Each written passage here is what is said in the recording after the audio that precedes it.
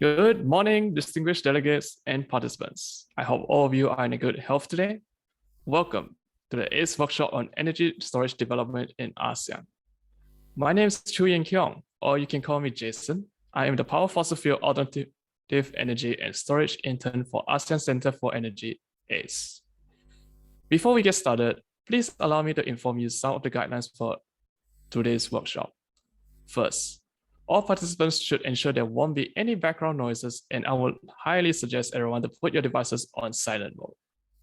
Second, the participants should mute their microphones and only unmute if they wish to present or speak. Third, if you wish to raise questions, please kindly use the chat function or use the raise hand tool in the Microsoft Teams, and we will answer your questions. Now, without further ado, I would like to welcome the speakers for today's workshop to give their opening remarks. Please welcome Ms. Andrea Furby-Misna, STMT and MSc. She is the Director of various new and renewable energy, Ministry of Energy and Mineral Resources Indonesia. Ms. Andrea, please, the time is yours. Thank you, Jason. Honorable Mr. Asjirim Abdul Rashid, the Senior Undersecretary for Sustainable Energy, Ministry of Energy and Natural Resources Malaysia, as RESSN Chair. Honorable Dr. Nooki Utama, Executive Director, ASEAN Center for Energy. Distinguished speaker, participant, ladies and gentlemen. Good morning from Jakarta. First of all, I would like to thank everyone for being here today with us. We are very pleased to welcome all of you in the workshop of energy storage development in Indonesia. This workshop is a part of series event of the 29th RESSN meeting and its associated meeting, which will be conducted during 11 to 13 of May 2022.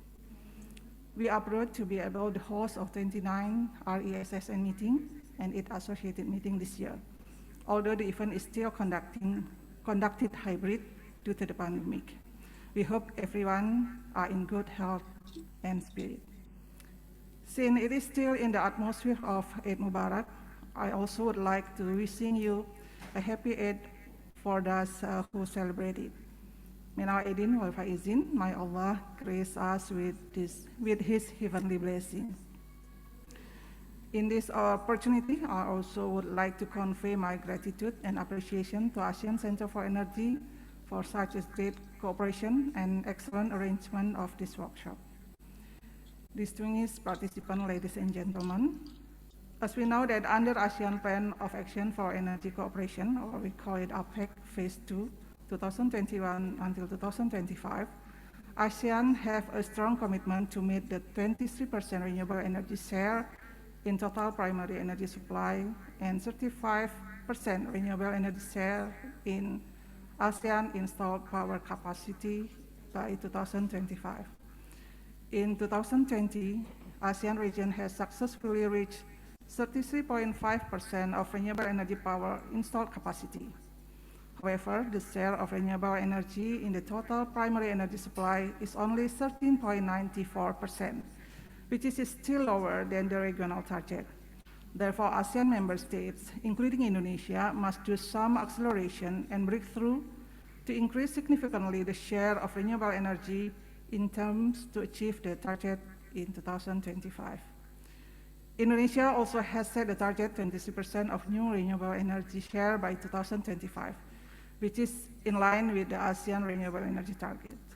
In accordance with the Paris Agreement, Indonesia also has committed to reduce greenhouse gas emission by 29% from business as usual and 41% with international support by 2030.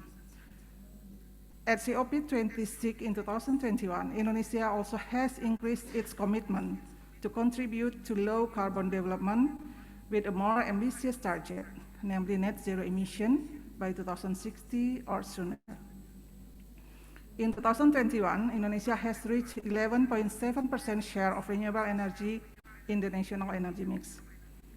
It's leaves 11.3% gap that must be achieved in less than 4 years. Some acceleration have been being forced to pursue the target. The government of Indonesia focuses on the development of solar PV to achieve the target 23% by 2025. Since we have a huge solar potential, and also the period of construction is also relatively shorter than other type of renewable energy, as well as the price of solar PV become more competitive. Solar PV will also play a big role in our energy transition roadmap toward net zero emission, whereas by 2060, 100% of our electricity use will come from renewable, largely from solar power. From additional around almost 600 gigawatt of new and renewable energy capacity in 2060, solar power will contribute more than 60% or around 360 gigawatt.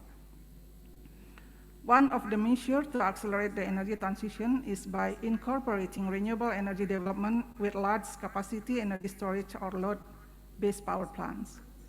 That is why for Indonesia, energy storage is very important in achieving renewable energy target. The development of such a huge variable renewable energies like solar power or wind power in the electricity system will need support from energy storage technology such as battery energy storage system, pump storage, as well as hydrogen. This technology will play a big role in ensuring system reliability even with the large penetration of variable renewable energy. In Indonesia's net zero emission roadmap, pump storage will be commercially started in 2025, while battery energy storage system will be massively used from 2031, and hydrogen will be implemented gradually from 2031 and massively in 2051. Distinguished participants, ladies and gentlemen, Indonesia and all ASEAN member states have had a long history of cooperation in sharing technologies, research, pilot project, and other joint activity regarding renewable energy.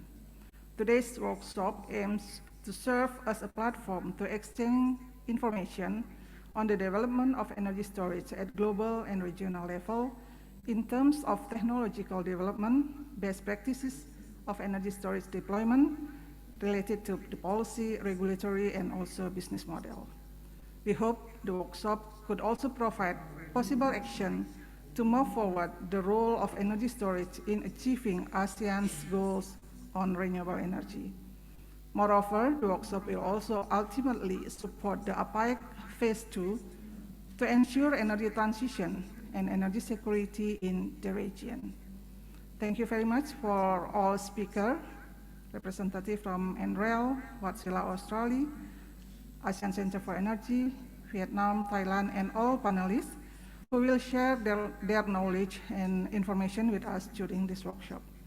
I do sincerely hope that this workshop will be useful in providing solutions for the challenges in the energy transition in terms of energy storage. Through this event, I also hope we can strengthen relationship and coordination among us. It is indeed a great honor for me, and I'm looking forward for a fruitful discussion with all of you. Lastly, thank you very much for ASEAN Center for Energy, all ASEAN member states, all speakers and moderators, as well as my thanks for my colleague from Indonesia who already prepared this workshop excellently. Thank you. Have a good day. Thank you. Assalamualaikum warahmatullahi wabarakatuh. Thank you very much, Ms. Andrea, for delivering the first opening remark. Now, I would like to turn over the microphone to Mr. Aziz Raimi bin Abdul Rasib to give his opening remark as a Senior Undersecretary for Sustainable Energy, Ministry of Energy and Natural Resources, Malaysia, IESSN Chair. Mr. Aziz Raimi, the floor is yours. Thank you, Jason. Excellency Ibu Andrea Febinisna, Dr. Nooki Agia Utama, senior official and participant from ASEAN member state countries, RESSN Focal Point, official from East, ladies and gentlemen, Assalamualaikum warahmatullahi wabarakatuh, and a very good morning to all. First and foremost, I would like to take this opportunity to welcome and thank all of you for your presence in today's workshop on energy storage development in ASEAN. As most of you are aware, the organization of this workshop is aimed to gain greater insight from the ASEAN member state and to enable the exchange of information on the technological and regulatory development, business models, including best practices on energy storage within the ASEAN regional as well as globally. This workshop is also expected to provide some possible ways forward on the future deployment of energy storage in achieving ASEAN's goal on RE, which will support the implementation of the APAEC Phase II to ensure energy transition and energy security in the region. Ladies and gentlemen, as the ASEAN region transition our respective energy system towards a lower carbon system, the integration of the variable renewable energy or VRE has been one of the most discussed topics among policymakers, utilities, and private sectors. Taking into cognizance that VRE resources such as solar and wind, which are intermittent in its power generation capacity, are among the most viable resources in our region, this is vital for the ASEAN member state to enhance the flexibility of its existing grid system to allow greater RE deployment that is capable of providing stable electricity supply at a competitive cost. In view of the rising demand for electricity mobility and a growing dependence on the renewable energy supply to mitigate climate change, considerable technological progress is being made to find ways of storing massive amount of electricity at affordable prices. Therefore, it is my earnest hope that this deliberation on energy storage development in ASEAN, drawing on the expertise and experience from the implementation of such projects within and outside ASEAN, will provide the ASEAN member state with good insights on the opportunities and the processes of integrating storage technology into the energy system. However, with the diversity of ASEAN member states in its energy policy and implementation, it is important for all of us here to share our perspective based on respective experience and circumstances so that solution and action for the region can be determined. I also hope that we will all leverage on the diversity and richness of our knowledge and experience to learn from each other on the best practices within this region. Last but not least, I hope that our discussion today will be translated into actionable programs that can be replicated and adopted by all ASEAN member states. With that, thank you.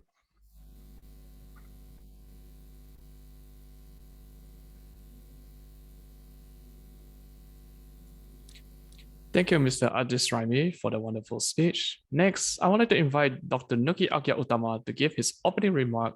He is Executive Director of ASEAN Center for Energy. Dr. Nooki, the floor is yours.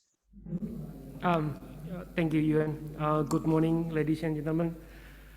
Honorables, Ms. Andrea Baby Mishna, the directors of various new and renewable energy. Also, Mr. Azir Himne Abdul Razib, the Senior Undersecretary for Sustainable Energy, Ministry of Energy and Natural Resources Malaysia, and also as a RESSN Chairman. Distinguished colleagues, distinguished speakers, Mr. Ned Blair from NREL. I believe you are staying in these different time zone with us. Good evening. Also, Mr. Loic Charmoil at Warsila. Ms. Tran Thi Thu Tra from Vietnam Electricity, EVN. Good morning. Mr. Pichit Pong Prasad from IGET. Good morning. Ms. Modini Yantrapati from DNC. Mr. Hansel Chubangbang from Fluence Energy. And also Mr. Philip Napier Moore from Mott MacDonald, distinguished coordinators and focal points of renewable energy subsector networks. Colleagues, distinguished delegates, again, very good morning. On behalf of the ASEAN Center for Energy, it is my great pleasure to welcome you all at the ACE workshop on energy storage development in ASEAN as part of the 29th annual meeting of the Renewable Energy Subsector Network of the ASEAN Energy Cooperation.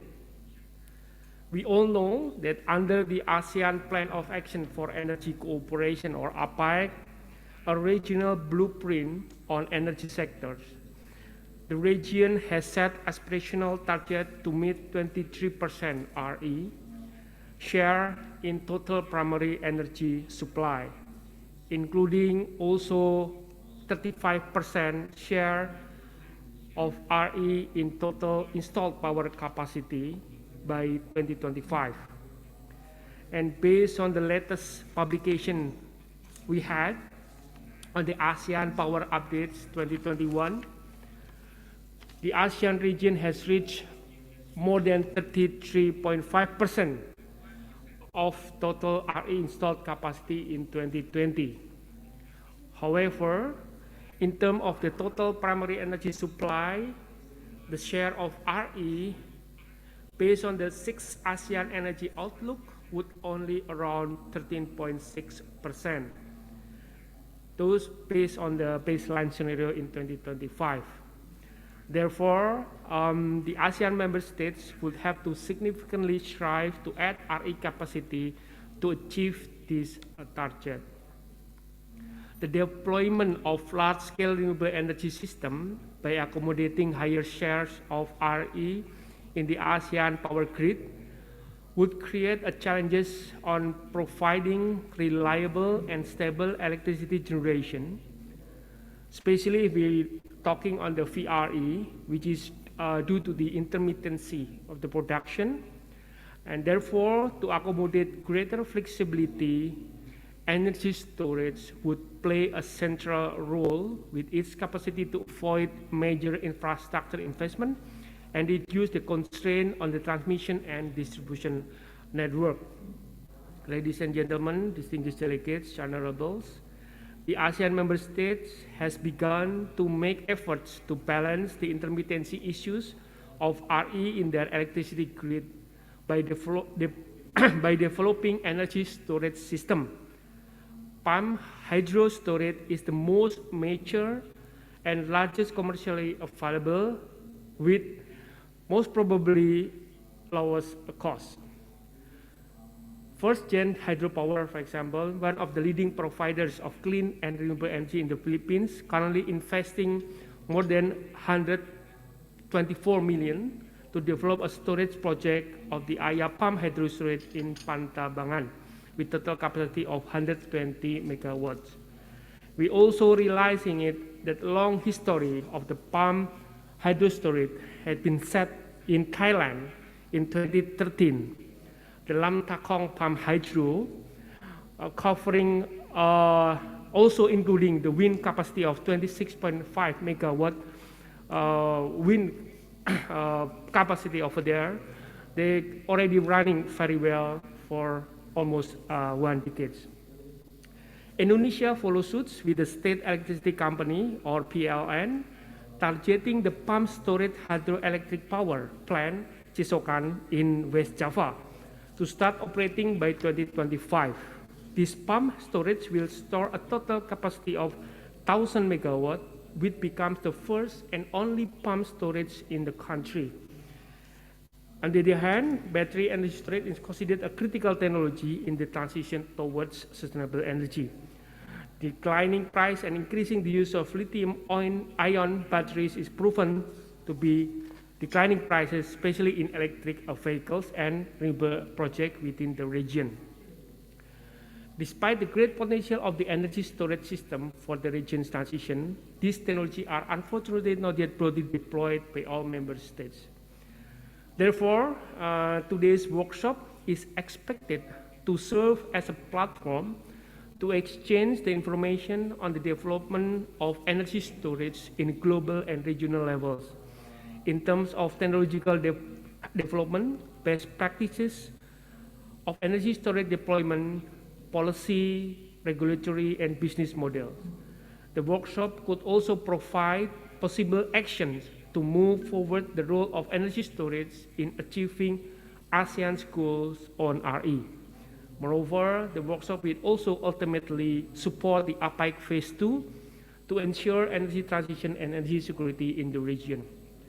Distinguished delegates, ladies and gentlemen, honorables, before I end my remarks, I would like to convey our highest appreciation again to Ms. Andrea and her colleagues from the Ministry of Energy and Mineral Resources Indonesia, and also Mr. Azirhimne Abdul Razib, Ministry of Energy and Natural Resources Malaysia, and also RESSN Chair. We look forward to a stronger collaboration during this year and beyond to achieve regional targets on RE, in particular energy storage development in the region. I wish you all a productive and insightful discussion today. Thank you very much for your kind attention.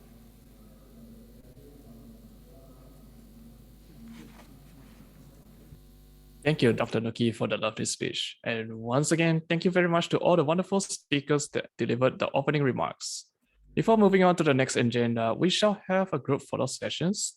To all speakers of today's workshop, could you please switch on your video cameras so that we can have a group photo?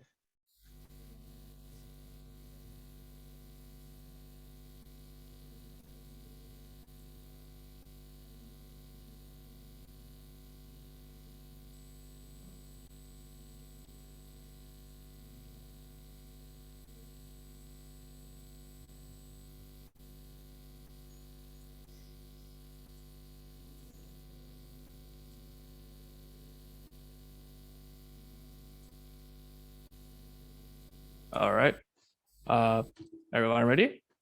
3, 2, 1, smile. One moment. For the second take, 3, 2, 1, smile.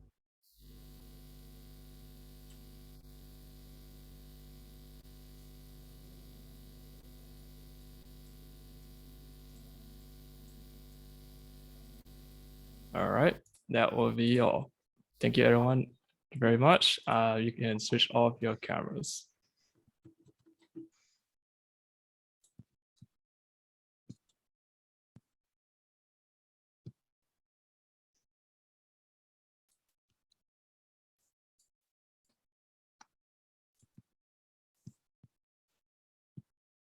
And now we shall enter the first session for today's workshop, Understanding the Energy Storage Global and Regional Trends. The moderator of this session will be none other than Mr. Akbar Dwi Wayono, Technical Officer of ACE. Over to you, Mr. Akbar.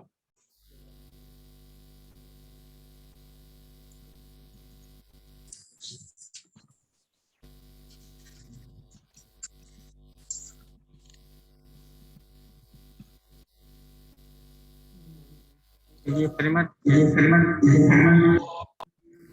Thank you very much, Jason, For your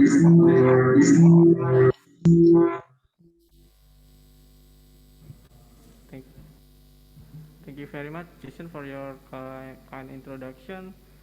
And good morning, distinguished delegates, participants, ladies and gentlemen. Please introduce myself. As Jason already told us that my name is Akbar Diwahyana, as a technical officer of the Power, Fossil Fuel, Alternative Energy and Storage Department at the ASEAN Center for Energy.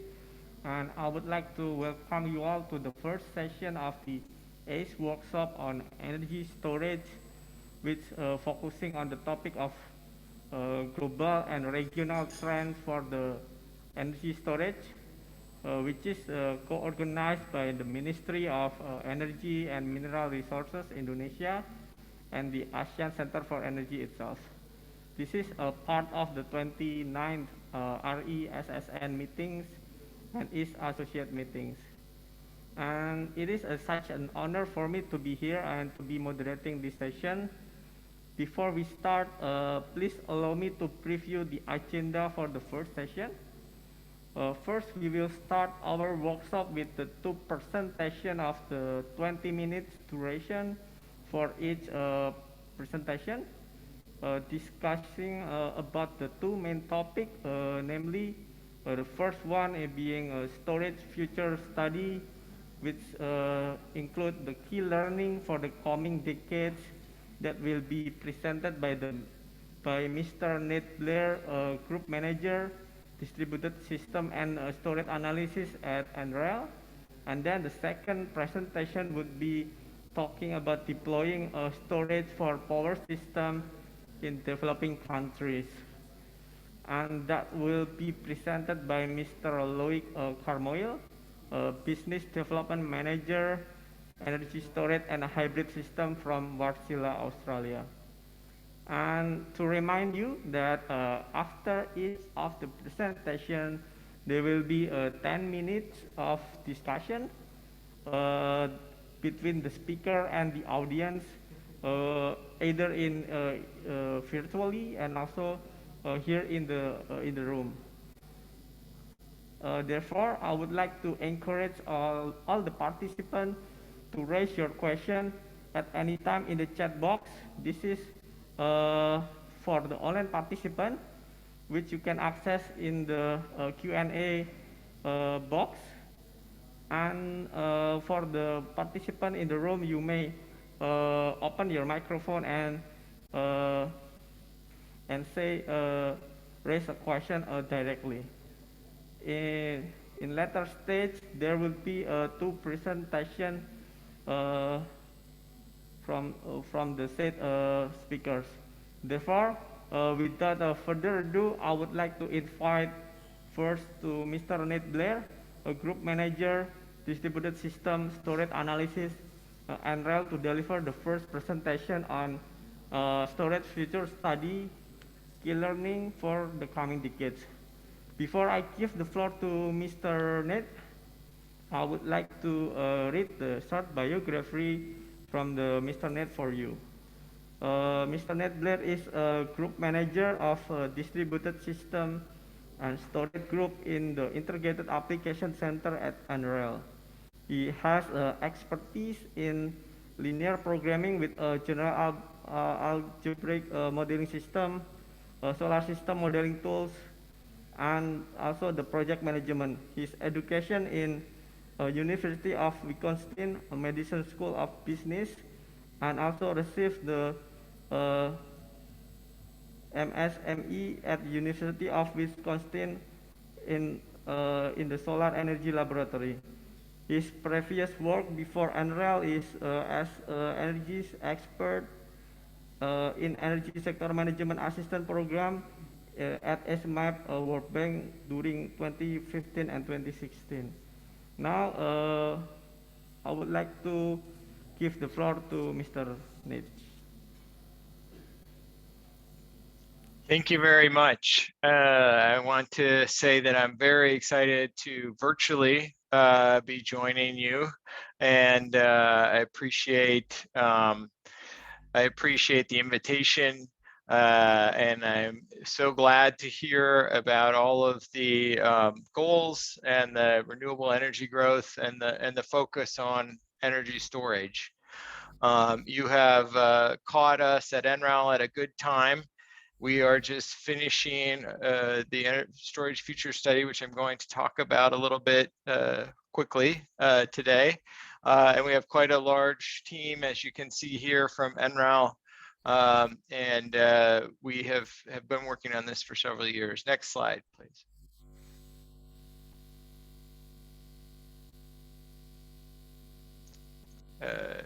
Can we, I'm still seeing the first slide. Next, thank you. So we've been working on this for about 3 years, and this becomes important because there are several things with the pandemic that are not included, but I think as we look towards 2050, we assume that some of these effects, near-term effects with supply chain, will be resolved. And we would like to thank our sponsors at the United States Department of Energy, Office of Strategic Analysis, and the Energy Storage Grand Challenge, also with the US DOE for funding. Next slide. We have written 7 reports, and I am putting in the chat the web address where you can read all of these different reports. I'm going to speak very quickly today on 8 key learnings that we have taken away, many of which I think are independent of geography. So while this is a US focused analysis, many of the effects and the drivers for storage deployment are universal. And so for that, the first report that we wrote, the 4 phases of storage deployment, for example, talks about key drivers in terms of providing peaking capacity, in terms of providing time shifting as more solar PV is deployed on the grid. We look at long duration storage in our modeling input data report. We look at scenarios I'm going to talk a little more about, primarily focused on diurnal storage up to 10 hours. We look behind the meter at customer adoption of distributed storage, and then look at the operation of the grid, number 6, with significant storage on the grid. Next slide, please. So as we move into these 8 key learnings, I just highlight that we have hundreds of pages of other information in those 7 reports, all of which I think could be very helpful. And we don't have time to cover all of the information and all of the key learnings, as I mentioned before. And I think that hopefully these are ones that we really feel strongly are going to be effects in the next few decades out to 2050. Next slide. So the key learning number 1, the biggest takeaway from the whole report, which aligns with the opening comments of the distinguished team, is that storage is poised for rapid growth. So anywhere from 100 to 650 gigawatts, or 600 to 3,000 plus gigawatt hours in 2050. In all of the scenarios we looked at, we have significant growth. So you can see on the right, we looked at a number of different scenarios, varying the cost of storage, varying the cost of natural gas, some of the other renewable costs, and in all cases, storage made a significant inroad. Here we are varying the battery costs on the right side. On the left side, I would note that we start off putting in short duration batteries, and then they go to longer at 4 hours, 6 hours, 8 and 10. And we don't get up in this case, in the reference case, to anywhere close to 100% renewable energy. So we don't feel the need, the model doesn't need to build more pumped hydro storage. I think it will build that if we get close to 100%. Next slide, please. So recent learning number 2, we have seen 80 to 90% cost reductions in battery packs costs since 2010, between then and 2020 roughly. And as we move forward from 2020 onwards, we anticipate even significantly more reduction in battery costs, lithium-ion battery costs. And so this is the same data presented in 2 different units. On the left, it's the total cost in dollars per kilowatt hour, and in the right is total cost in dollars per kilowatt for different durations. And so as you can see over here on the right, currently there is quite a spread in cost based on duration. As we move towards 2050, that relative cost decreases. And so we anticipate that utilities will perhaps put in more duration than they expect to need as we go out into the future, and the cost of the battery pack goes down, leaving mostly fixed costs for the overall system. So, so I think that's important takeaway, and it's also important to make sure you're talking about storage costs with the proper units. Next slide, please. So key learning number 3. A lot of people think that the main value of storage is to move energy from the middle of the day to the end of the day. And that is true, and that time shifting is important. However, when we were able in our modeling to separate the value of storage from time shifting versus the value of storage from providing firm capacity, the ability of storage to provide firm capacity is significantly larger than the value of just providing shifting of power from noon to evening.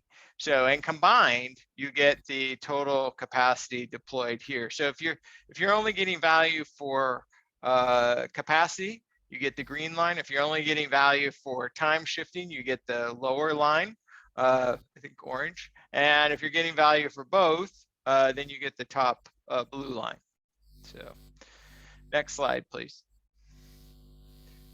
So this is a graphic of flexibility that we have shown in a variety of settings over many years, trying to help explain, one, when you're looking at putting solar PV and wind on the grid, what are the options for flexibility of the grid to absorb that power. And so there's a number of options, everything from changing how you operate the system to changing some of the reserve ways you do grid reserves, to flexible loads, and then eventually flexible generation and so on, and eventually storage. And I think what we've learned in this study is that with the significant cost reduction in battery storage primarily, that flexibility option moves down the cost curve.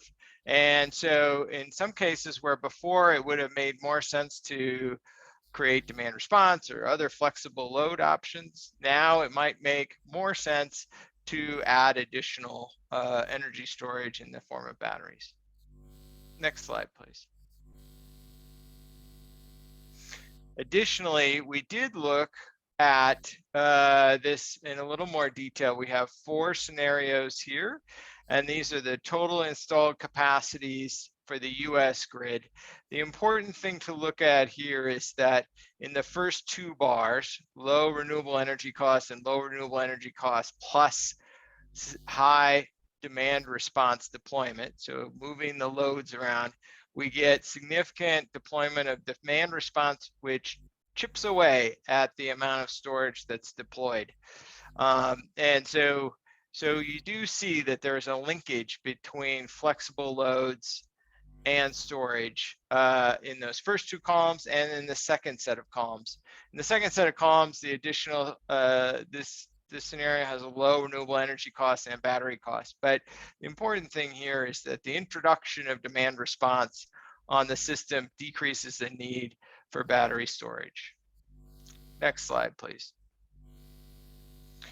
So key learning number 5, storage and PV complement each other. And so we will see that perhaps wind is also benefits from storage, but not nearly as much as solar PV does. And so I can explain it a little bit with these 2 graphs. On the graph on the left, we see this is for the California market in the United States, but this would work for almost any market, where without any solar PV on the grid, you see the very top net load curve during the day. And this would be some day in the summer. And then as you start to add more and more PV, as it sounds like is being done in your countries as well, the PV starts to reduce the net load during the day.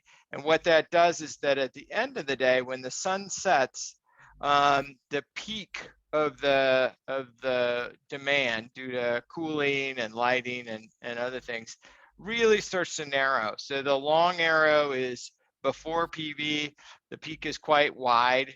And then once you put significant PV on, the peak really narrows. And that narrow peak is much easier and cheaper to meet with a short duration battery than a much longer peak would be. So for example, you would maybe say, oh, I need 100 megawatts of 8 hours of storage versus I need 100 megawatts of just 3 hours of storage. And so that's what the graph on the right is trying to say. The PV is narrowing the peaks and making storage more cost effective. And then as you put storage in, it allows more PV to get built onto the system cost effectively as well.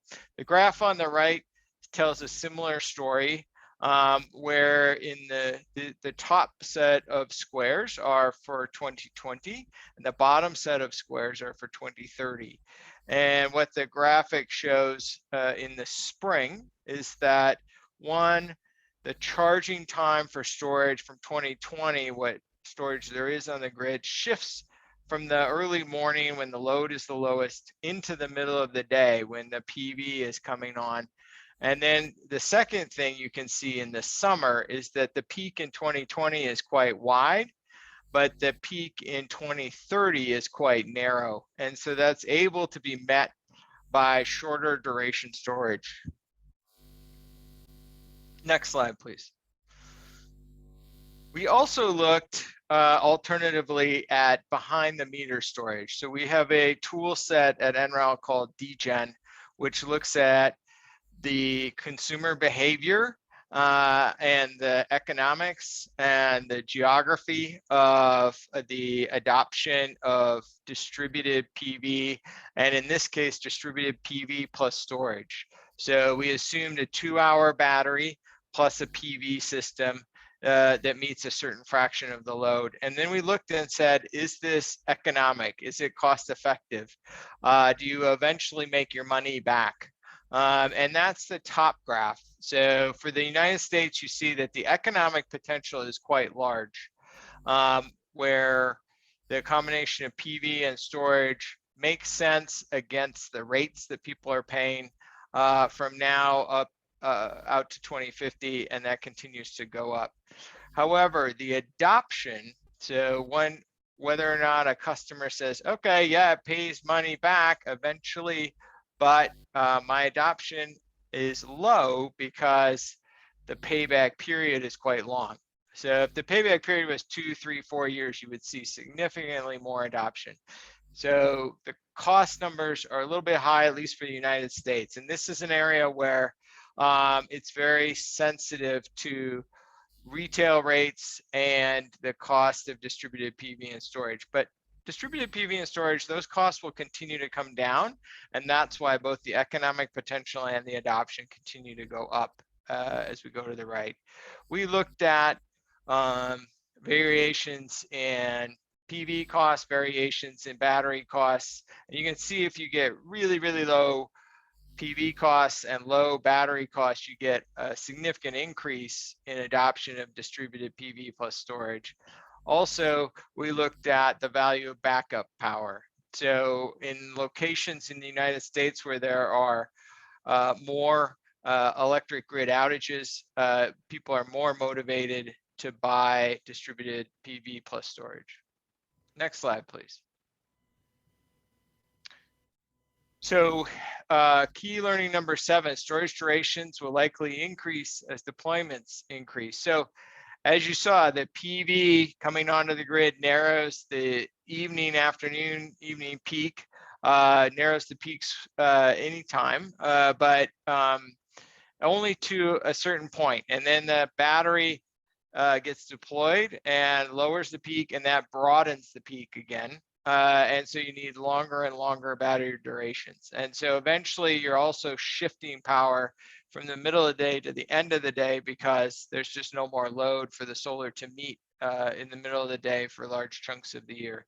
And so what you can see here is that as we put in more storage capacity on the horizontal axis, the next increment of storage, or the next chunk of storage to be deployed, has a longer duration. So starting at 2, going up towards 8 and beyond. This is just one scenario that we ran. But so the net load peaks as you put storage on get wider, and then solar makes them narrower, and then so there's an interplay between how much duration you need. Next slide, please. And the last key learning is to talk about seasonal storage or long duration storage. These technologies become especially important for 100% clean energy systems. So in this case, we're looking at a scenario with 100% decarbonization. And so it's really significant amounts of load, and all met by variable renewable energy, so solar PV, wind, plus a little bit of hydropower and geothermal in the United States. The rest is met by burning hydrogen or biofuels in a combustion turbine or combined cycle power plant for just a few hours of the year. 6% of the load is met by these systems. And so what you can see here on the left is that the curtailment of the renewable energy happens a lot in that spring time period where load isn't quite high yet because the cooling season hasn't started, but PV output is high and wind output can also be high, and so it's being curtailed. And then these thermal systems or kind of seasonal storage systems are being run on the bottom graph in the middle of the summer, but not in the spring, and a little bit in the winter, depending on the system. Next slide, please.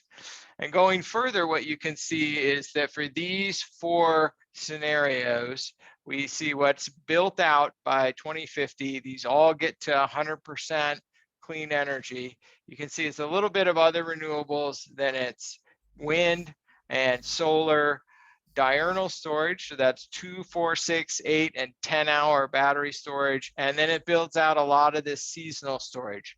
It doesn't necessarily run it that much, so the amount of generation that flows through those units is smaller, but it does build out quite a bit of that, and this really demonstrates the value of having technologies that can overcome the seasonal mismatch in renewable energy, and that is the seasonality is more of a function of the United States, but many countries have issues around the winter, spring, summer, and fall sort of seasons and how renewables respond to that.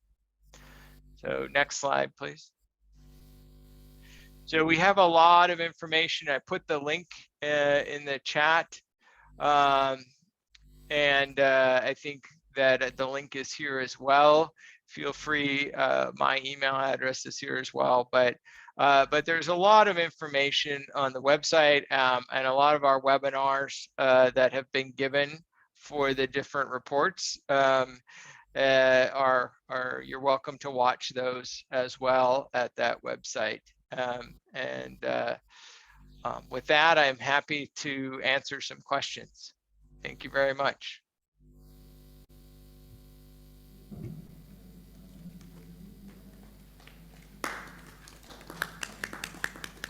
It's nice. Yeah. It's nice to hear clapping in the room even. Thank you very much for Mr. Nate for the fantastic presentation on energy storage future study with the 8 key learnings for the coming decades. And in the room, you have a full appreciation here for your fantastic presentation. And I would like to open the discussion with the audience. So I'm inviting all the distinguished delegates, participants to comment in the chat box or join me on the spotlight here for participants in the room to discuss more about this topic. And I see here that there is one question in the chat box, whether you can see it directly, Mr. Nate. There is one question about the cost for battery storage per kilowatt currently. Could you take? Yeah. Yep, happy to answer that. And I think the real answer is I don't know, because of due to the supply chain issues and the pandemic, costs have risen somewhat over the last few months. What I would say is that NREL puts out a report called the PV and storage benchmark. Perhaps after this, I can put that address in the chat as well. And every year we put that out, and just speaking with the authors about the forthcoming version, and both the price of PV and the price of battery storage have gone up in 2021 versus the prior report in 2020. And so the other point that I would like to make is that NREL also produces something called the annual technology baseline. And in that we have all a spreadsheet with all of the current and future costs, and we update that every year. And that includes PV, storage, PV and storage hybrids, wind, etc. And so I really would point people to a couple of those resources for our latest numbers on cost. We are not in the business, so we can't tell you last month the cost was X, but we're happy to share the kind of costs that we are seeing, at least in the mainland US market. So I see another note. Do you see the future of flow battery and supporting the acceleration? I think that flow batteries are one of a number of emerging technologies that are being invested in heavily currently and could see significant cost reductions. In fact, the United States Department of Energy has a long duration storage goal of reducing the cost of storage technologies with more than 10 hours of storage to 90% below the current cost of lithium-ion batteries by 2030. It's a bold goal. It's not clear that that will be achieved, but that's their goal. And flow batteries is one of many technologies that are being considered in that area. I would also add that in our report called the Model Inputs Report, we look at a variety of technologies and compare them together based on cost and round trip efficiency and ramp rates and some of these other factors. So I think it'll be interesting to see as some more flow batteries. I know a number of projects are being developed currently along with some of these other longer duration storage. I think how much natural gas price and what solutions we can apply to storage price can be competitive in the near future. So I think it's in the United States prior to the pandemic, we were seeing lithium-ion batteries being deployed instead of natural gas peaking plants. And the price of natural gas in the United States is typically quite low. And so I think that with the recent upsurge in natural gas prices, the economics would look even better for batteries. Again, battery prices have also gone up somewhat, but I think that everyone should be looking at batteries as an option instead of additional gas peaking capacity in the current climate. Okay, thank you very much, Mr. Blair, and all the audience that already raised the question.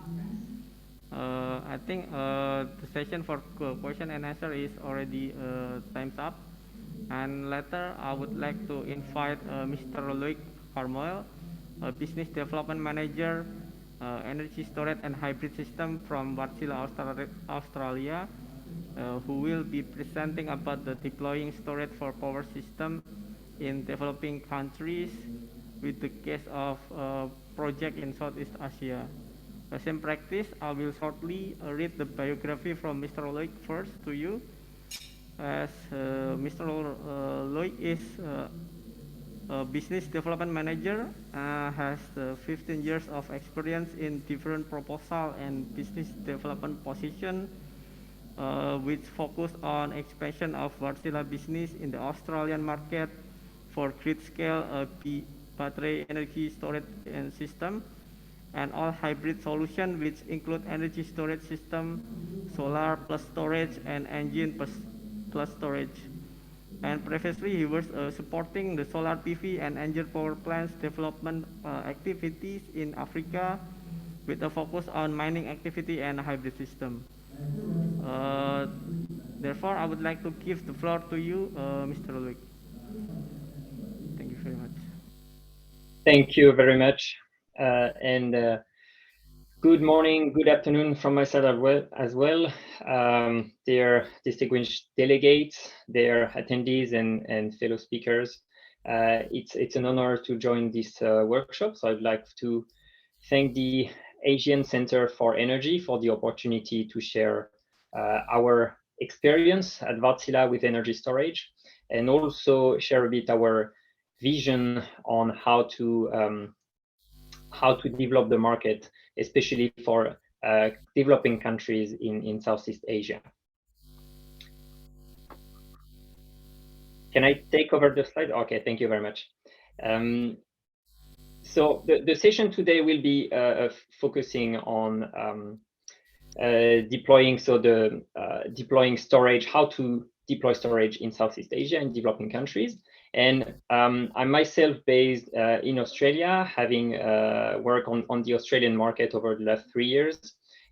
So I'd like to present a bit of a view on what has been done in the surrounding countries in different markets, which are a bit more mature in terms of energy storage, and what can we replicate as measures, incentives, subsidies, and other tools to develop the market in a sustainable way, and what has been very successful in other markets, which we can replicate, and what hasn't been successful in the end.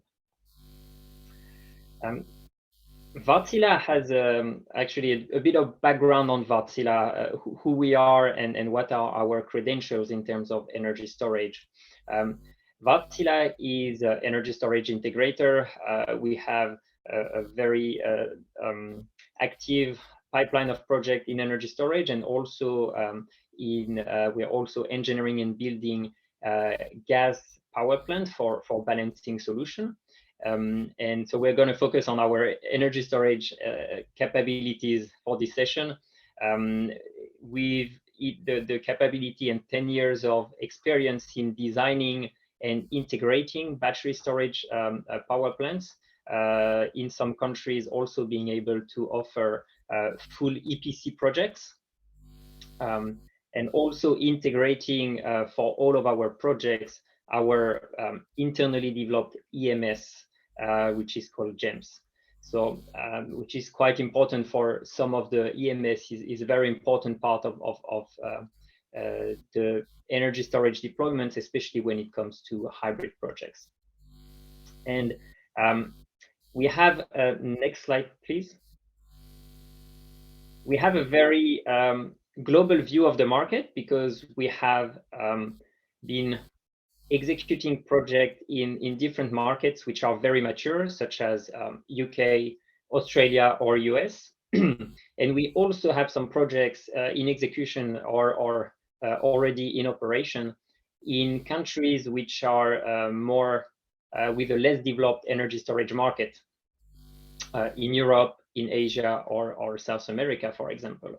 So we're going to use this view on our experience on the mature markets, on other countries in Asia Pacific, and also to try to narrow down on what will be useful, what are the key takeaways of those markets, which we can apply then to Southeast Asia.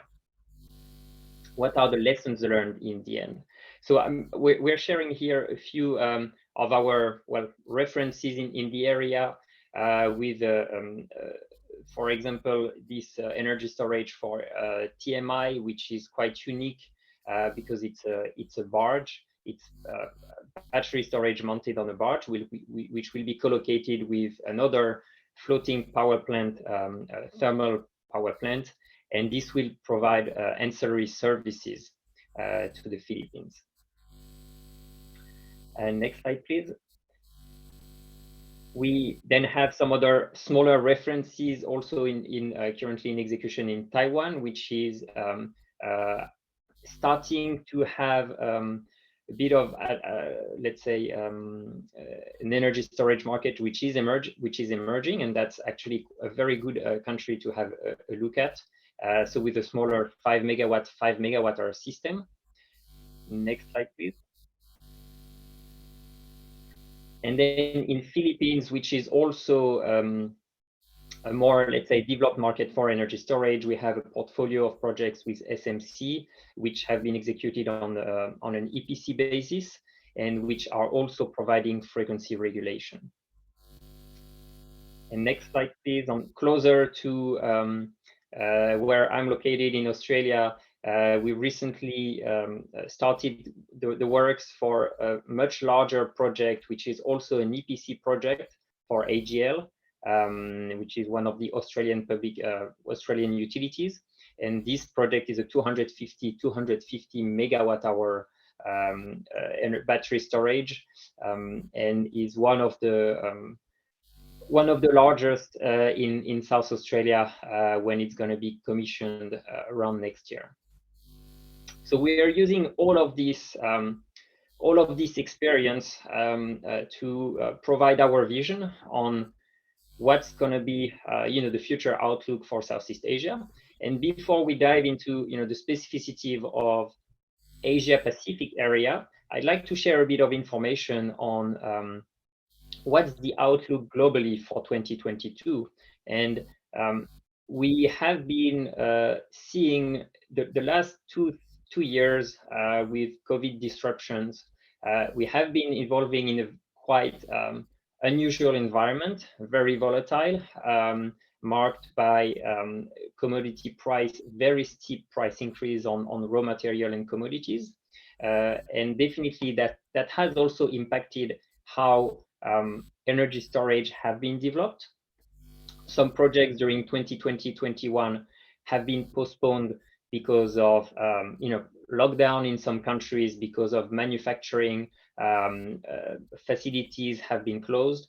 And in 21-22, we're still suffering from COVID, but in a very different way, that we have now a constraint on the supply chain. And that's putting a lot of pressure on the whole supply chain and the manufacturing goods which are necessary for any type of power plant. So we're seeing quite a lot of quite steep price increase for 2022 for battery modules. One of the questions in the chat for the first session was around battery module price. It's a very difficult question to ask to answer, because it's actually moving quite a lot. And you see here lithium carbonate price, which is one of the main components of lithium ion batteries, of course, has been fluctuating quite a lot compared to last year. We're seeing a 4 or 5 times price increase on the year-to-year. And other services such as transportation or local commissioning have also seen quite a lot of volatility in the market, and that gives a bit of challenges in developing energy storage projects at the moment. And that is a very worldwide issue. So as you see here, also transportation, the blue curve is the curve for this year, and the green curve was the pricing trends from last year. So you see that not only the level has increased dramatically, but also the outlook and the ability to forecast is more and more difficult. Next slide, please. And still in this very turbulent market, Asia Pacific region is actually still projected to have the the highest growth over the next 10 years. So it's a very exciting place to be, definitely. It's very, there are lots of challenges and lots to do in our region. And we'd like to share our experience in our view on how to make this growth sustainable and also profitable for the countries. Because this growth, we need to make sure that we are also leveraging and we are also using the experience which we have from other countries, more mature markets, in order to make the right choices and development for emerging countries. In Asia Pacific, there are, when we talk about energy storage installations, and you see here the projections from Bloomberg New Energy Finance on the growth, most of that, vast majority of it will be battery storage. So that's why I'm really going to focus on the battery storage part, because that's and battery storage is still expected to rule the energy storage market in the end. And in Asia Pacific, there are, let's say, we can classify into two types of countries. The first one being countries which have very, let's say, highly developed countries, which have already a very developed infrastructure and are experiencing also limited growth in electricity demand. So, for example, South Korea, for example, is projecting a 1% electricity increase per year until 2030, which is very limited, and compared to some of the other emerging countries in Southeast Asia. And then on the other hand, we have more developing countries which are also developing their infrastructure, observing also a very rapid population growth, and having some other challenges with grid, developing their grid, and also coping with renewable integration. Next slide, please. So what we can, I'm going to focus on three aspects of what we have learned over the years with our now quite long experience with energy storage, what we have learned on surrounding countries and the trends we are starting to see in Southeast Asia. And the first one would be in order to develop battery storage and to develop a sustainable growth, to enable and develop co-located renewable plus storage and develop hybrid systems. Most of the countries have, worldwide and also in Asia, Southeast Asia. No, can you go back, please? Most of the countries have a very ambitious renewable penetration target. Not to mention, for example, Taiwan has a very ambitious target of 30 gigawatt by 2025. Vietnam is also has also observed a very rapid growth of its PV generation to 16 gigawatt. So that's quite a massive capacity compared to the size of the grid, and it was also leading to some congestion at some point on the grid, because having such a surge in renewable energy comes with most of the time a decrease in price energy, because renewable energy is now the cheapest option to generate electricity, but also with some challenges around how to dispatch this energy, and can the grid accommodate this such increase in the renewable share.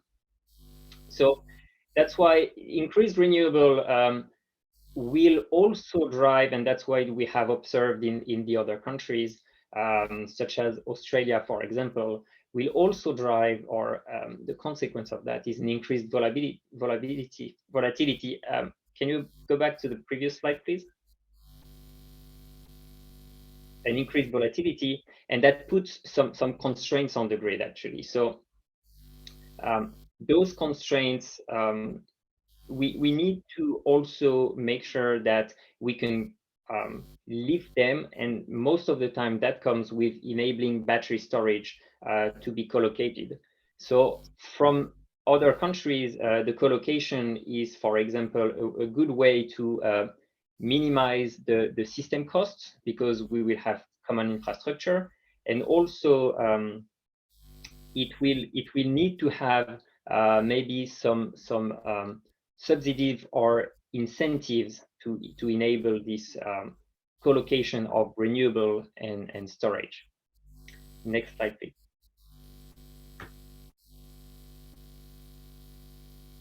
And implementing subsidies is, in our view, the second aspect of what has been done in some of the surrounding countries in a very good or sometimes not so optimized way. For example, in Australia, here there has been some grant funding, some state grant funding for the development of storage project, and some of that was benefiting to battery storage project. China has also had some state or province incentives, province by province, because each province has its own constraints in the end, and incentives to develop the deployments of renewable plants with co-located storage. In those local incentives are extremely important and need to be addressed on a local level, because each country is different, but also in every country we have different needs and different issues depending on which state or which island we're in. Also, subsidies have been implemented in Australia again, or are being implemented in order to see technological improvements. So when we talk about battery storage, there are also new developments in the inverter space, talking about grid following or grid forming inverters, which are going to be a mean to future-proof our grids. And also this newer technology can be enabled by having some subsidies to push the first project, the first pilot projects, before gathering some more experience.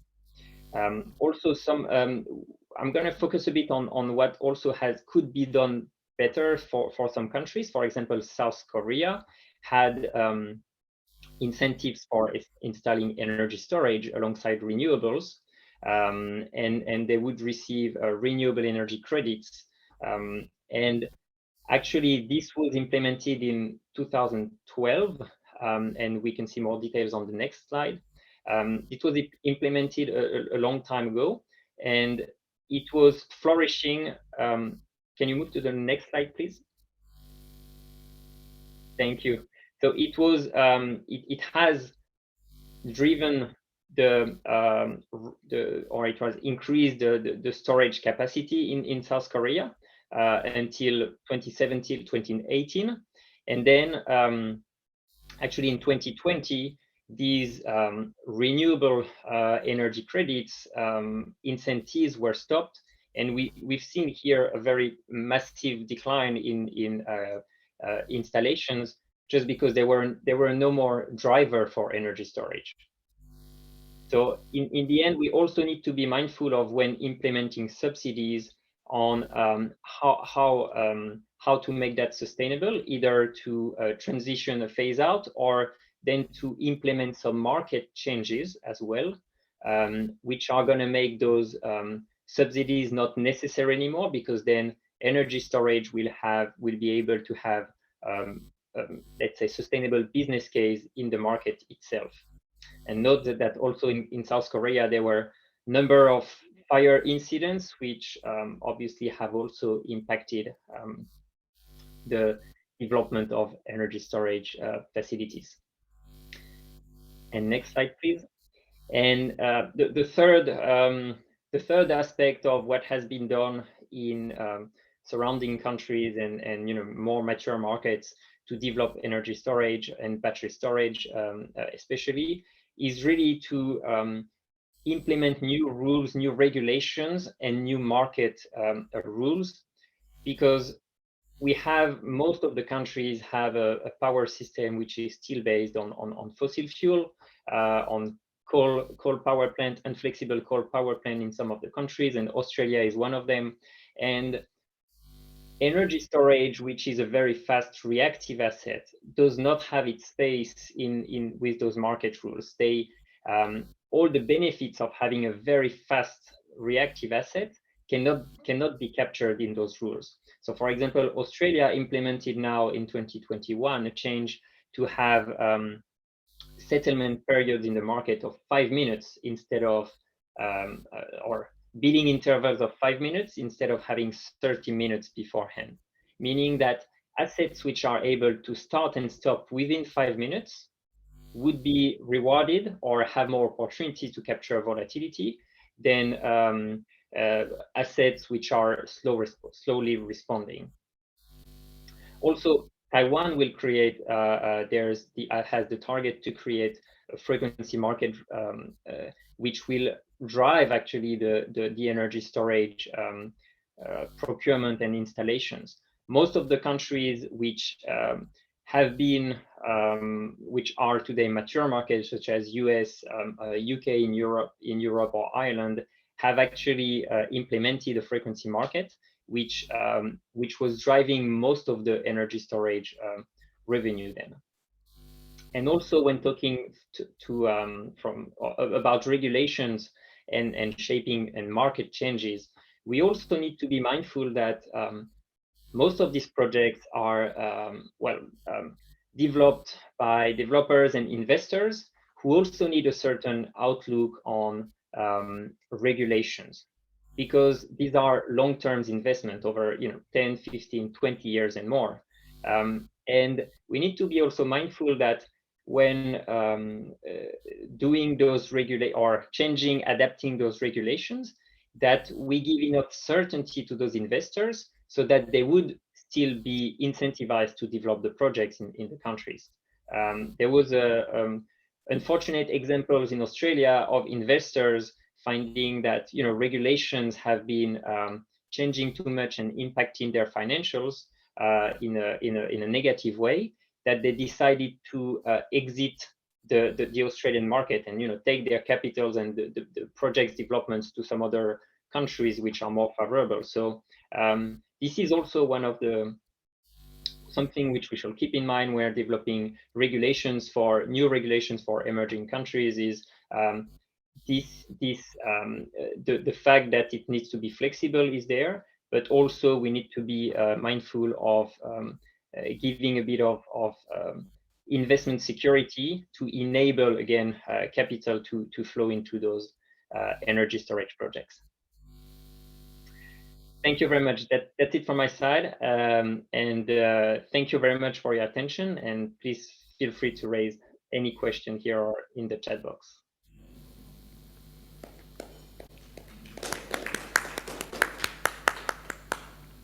Thank you very much, Mr. Oleg, for briefing us about the deploying storage for power system in developing countries.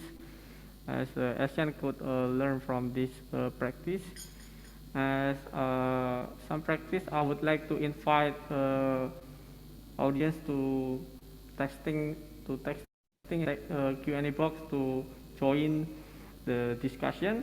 And however, due to the limiting time, we may allow 2 questions to be addressed by Mr. Luke directly, while for the rest of the question, Mr. Luke will reply on the chat, and therefore, so don't be hesitant to keep your question flowing in the chat box.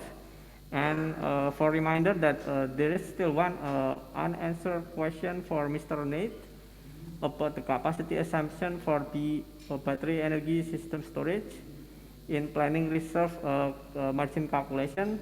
Therefore, for Mr. Nate, would you mind to replying that question in the chat box? And sure, happy to do that. And to answer the first question, I would like to give the floor back to Mr. Luke. Should I take the question on the recycling? On the second use battery? which is in the chat. Yes. So the question was, there are some discussions on second use battery, and has this been considered by Wärtsilä in the pipeline, and do we see that as technically feasible? So second hand batteries are well, we are investigating that, of course, along with recycling of batteries, because as we were mentioning, the sustainability of the industry is a key issue.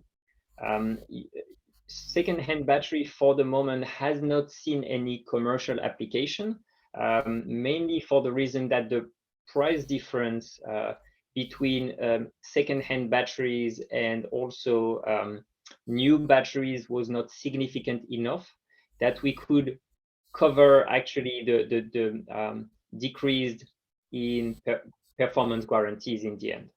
With second-hand batteries, we're not able to offer the same performance guarantees, and it's also put a bit of uncertainty on performance of the system and uncertainty on revenue modeling on the developer side.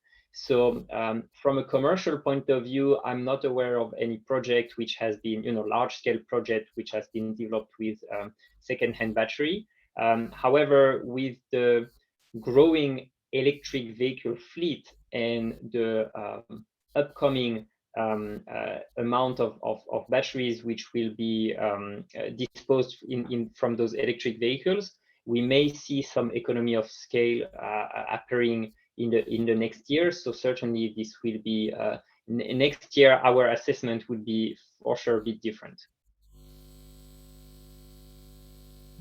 Thank you very much for answering the first question. And there is a second question regarding the rule of thumb for hybrid battery energy system storage sizing.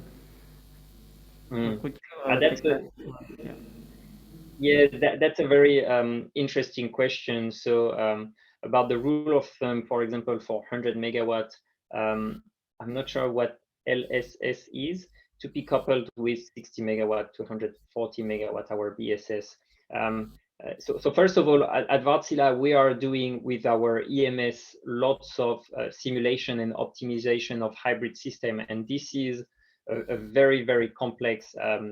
This is a quite complex calculation, because in order to have the optimized hybrid system, we need to optimize, not only the storage part, the solar part, and the combination of both of them, and make sure that also we can dispatch both assets very smartly in the market.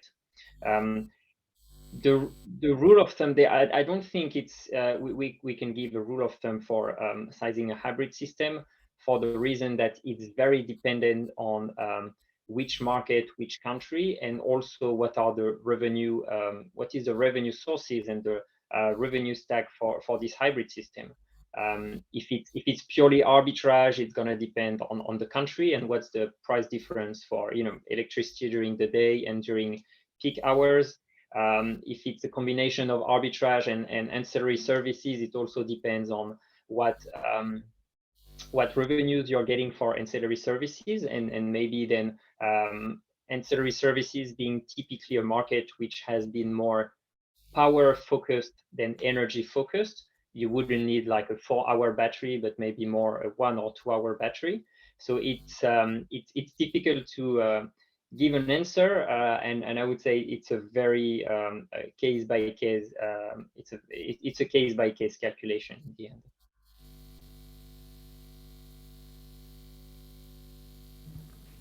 Thank you very much, Mr. Luke, for answering the two questions. I think for the distinguished participant, ladies and gentlemen, you may still raise your question in the chat box. Later, our presenter will address them after the break.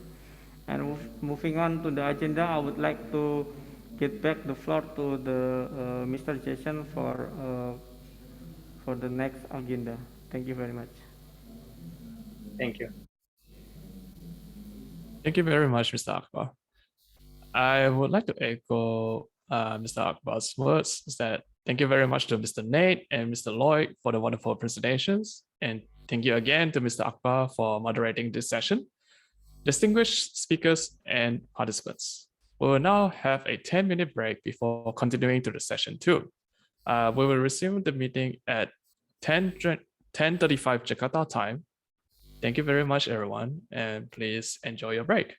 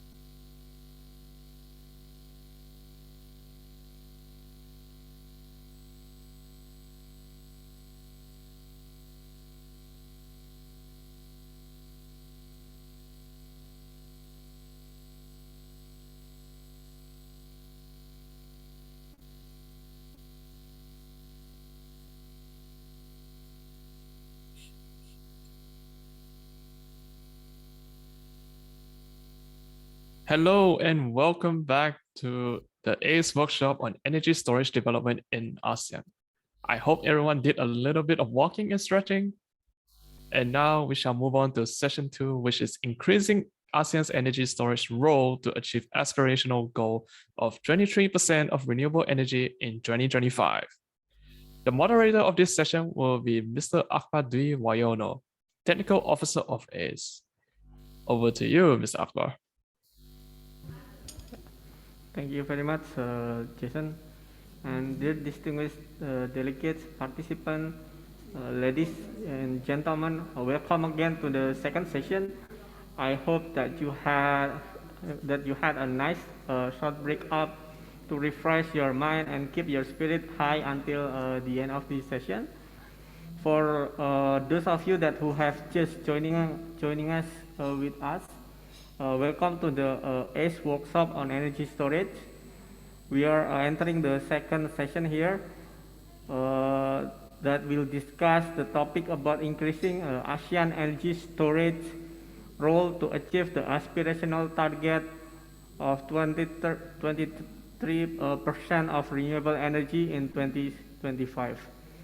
As the MC mentioned that I will be moderating the session from the second session until wrapping up the session. To begin, I would like to share you a brief in-scene setting about the role of energy storage in ASEAN region. For the operator, please kindly pull up my presentation. Next slide, please. Okay. Before we start talking about the role of energy storage in Southeast Asia, I would like you to look at the overview of the electricity and renewable energy situation within the ASEAN region. As we know that ASEAN has set the target to achieve the renewable target of 20-30% of renewable energy in energy mix, and also to have the 35% of installed capacity in 2025. Currently, based on our report in ASEAN Power Update 2021, as said by Dr. Nooki earlier, that our RE share in power sector was around 33.5% in 2020. That only leaves us as 1.5% gap from 2025 target. This was driven by the solar power greatly expand in Vietnam, around 17 gigawatt within the last 2 years. Meanwhile, for the projected installed capacity in 2025, there will be more than 20% of the newly installed capacity will be coming up from the renewables. This consists of 19 gigawatt will be coming from solar and wind. That would be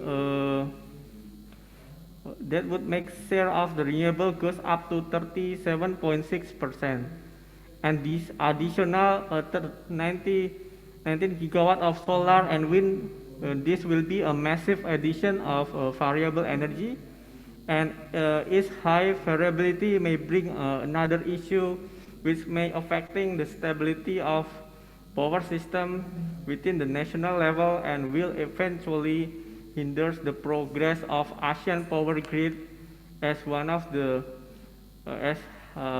key strategy is to promote clean and renewable energy integration.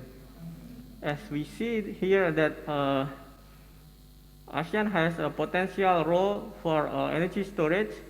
However, the question for the energy storage development in ASEAN still remain the question on what and how. Next slide, please. What energy storage technology are more suitable for ASEAN region, and how does the ASEAN learn the best practices from the other region about the energy storage development?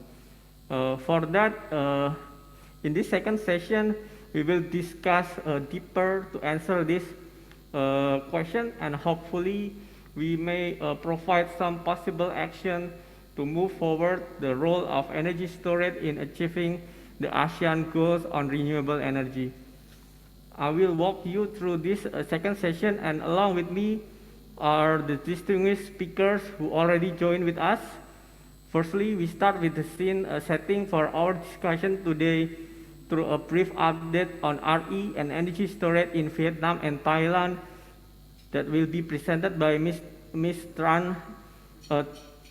Tranti Tutra from the EVN and Dr. Yosapol Tamarit from the IGAD. Afterward, we will have a panel session to discuss the findings from the scene setting from Thailand and Vietnam, and then the discussion will consist of 3 experts on the energy storage. They are Mr. Modini Yantrapani, Mrs. Modini Yantrapani from the DNV, Mr. Hansel Chubangbang from the Fluence Energy, Mr. Philip Napier Moore from Mott McDonald. Now, without further ado, I would like to bring the spotlight to Ms. Tran Tritutra, Development Strategy Department at EVN. Mr. Tran, the floor is yours.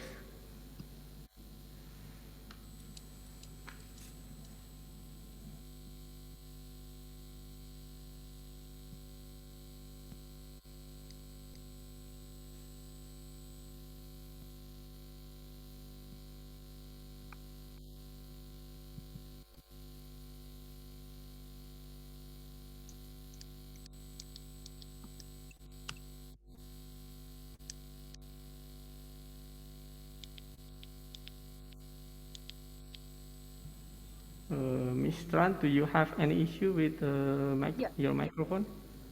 So, good morning, delegates, distinguished panelists and attendants. I would like to thank you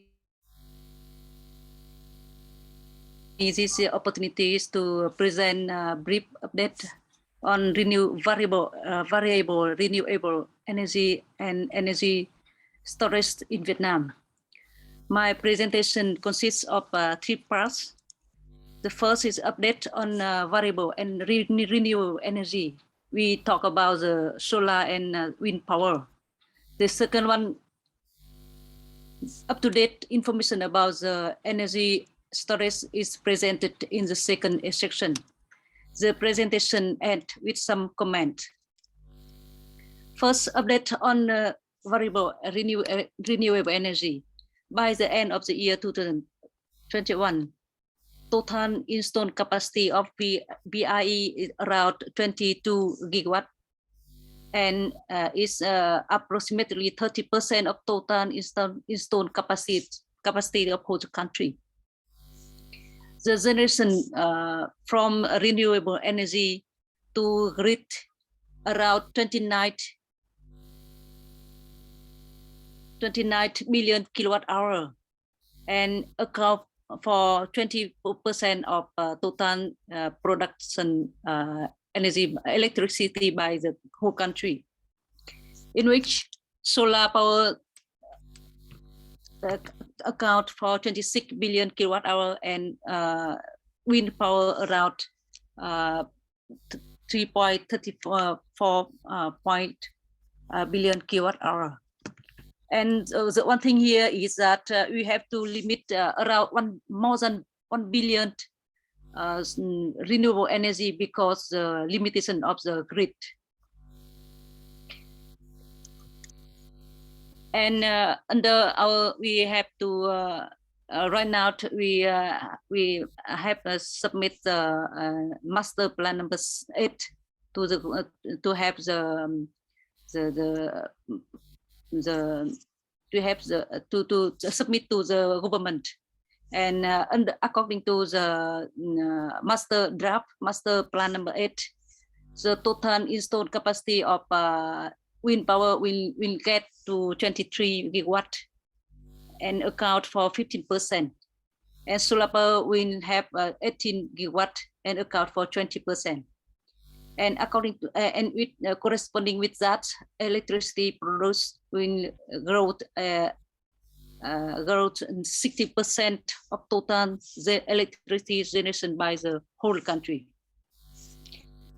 And next, I would like to update some information about energy storage in Vietnam. Right now, we don't have energy storage in Vietnam at grid scale. And we just for energy technology, we just have some study, and we have two branch, pump storage power plant and BESS. For Bắc Ái, we are developing Bắc Ái pump storage power plant. The plant, we have three main specifications. First one is total capacity around 1,200 megawatt, and with the reservoir around 9 million billion cubic meter, and it is equivalent with 7 hour running with installed capacity. And right now we do the appraisal of technical design and have a complete phase 1 on March 21, and it expect to put into operation in 2029, fully in 2029. And the issues regarding to Bắc Ái pump storage power plant is the regulation on electricity price during peak and off-peak hours is not enough.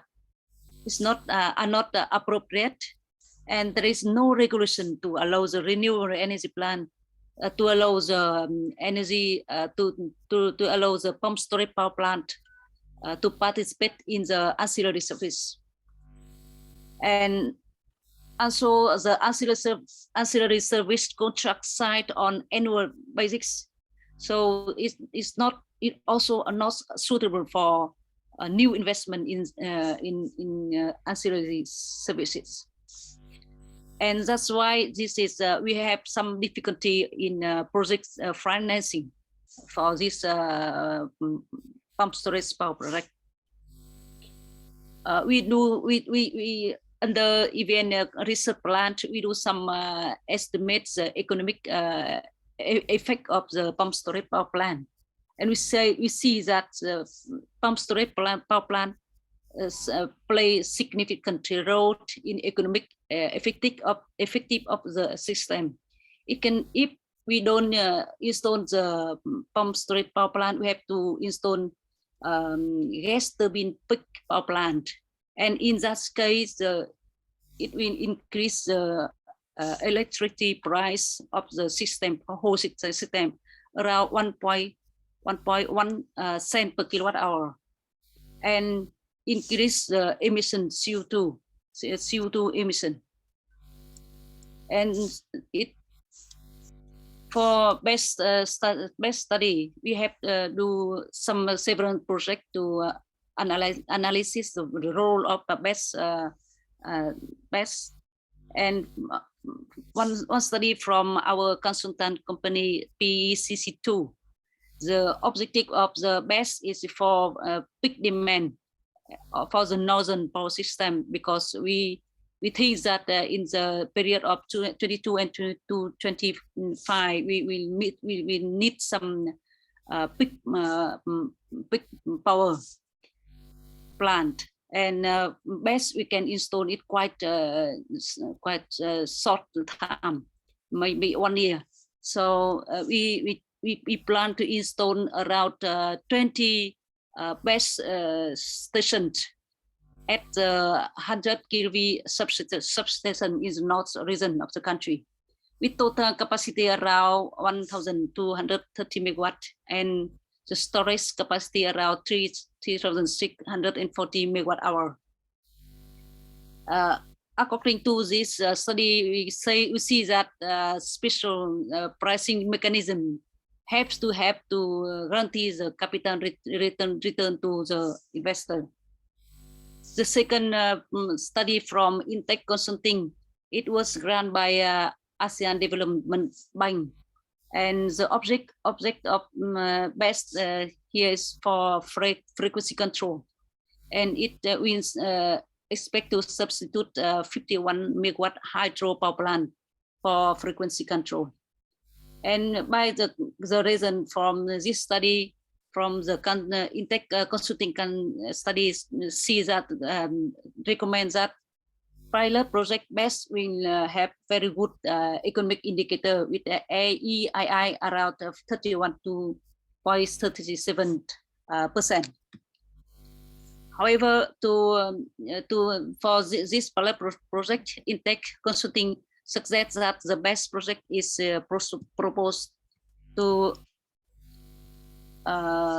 belong to the National Dispatch Center. And for that, it will give the system opportunities to operate in an economic way. And we have two comments.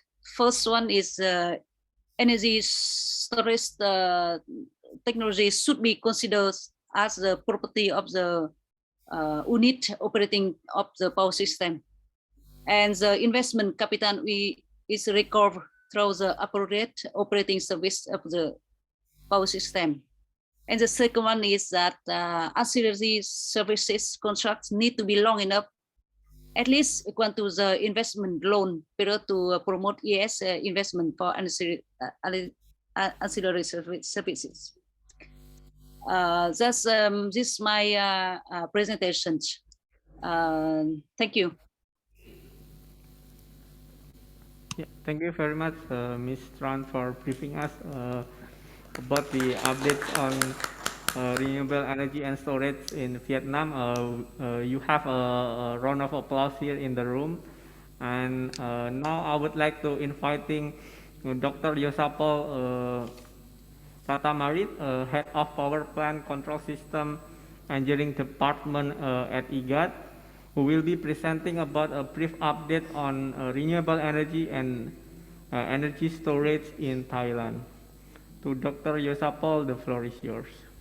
Yes, thank you very much, Mr. Akbar. So today I'm very honored that I will be presenting a brief overview of what is happening in RE and energy storage in Thailand, and including IGAT. So could I please get my first slide, please? Sorry, okay. So next slide, please. So what I will be talking about is the current situation of REs in Thailand and storage. I will introduce a few projects that IGAT has done in RE for solar and wind, and then the storage projects that we have in pump hydro, battery, and a very interesting research project we have in hydrogen. Finally, I will conclude my presentation with the future developments or the plans that we have for RE and storage in IGAT and in Thailand. So next slide, please. Okay, for the current status of RE in Thailand right now, most of our energy that is being produced as electricity right now comes from natural gas, around 53%. The second other important source of energy into Thailand is from other sources, basically imported electricity and pump hydro, where we are importing electricity from neighboring countries such as Laos.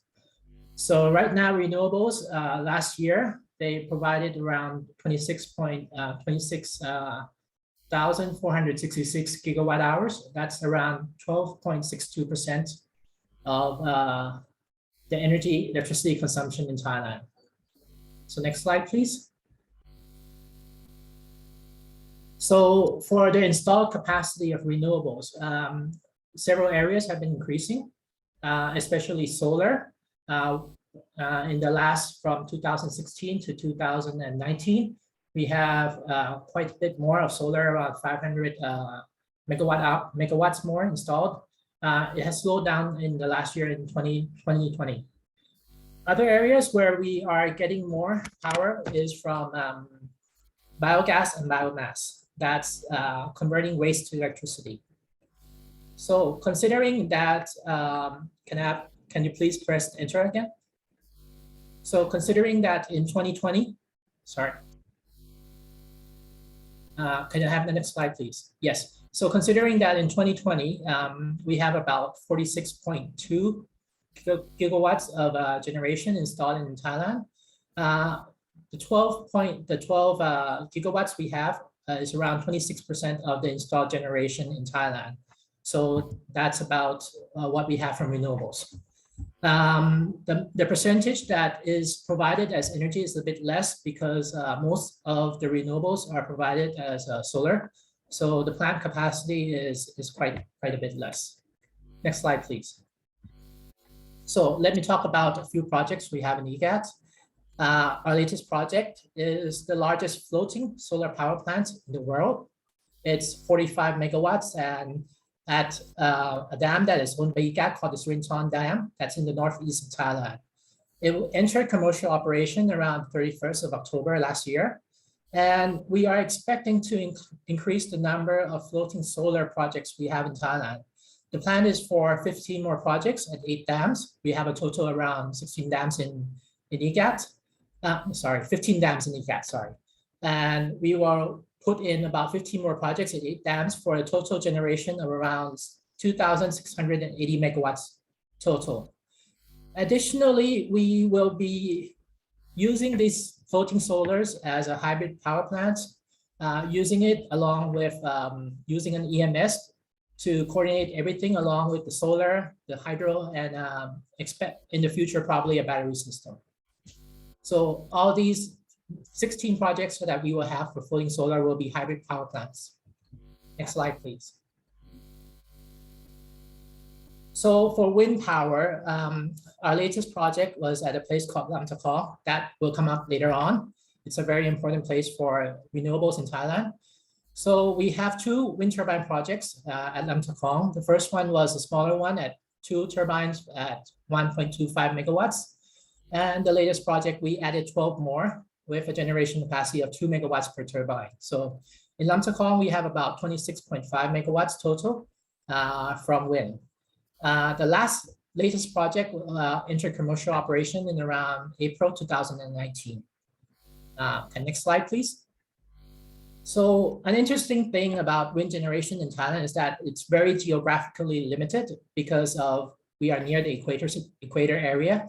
The wind speeds are not that very high, so we have to use geographic features to help increase the wind speed so that it's suitable for our wind turbines.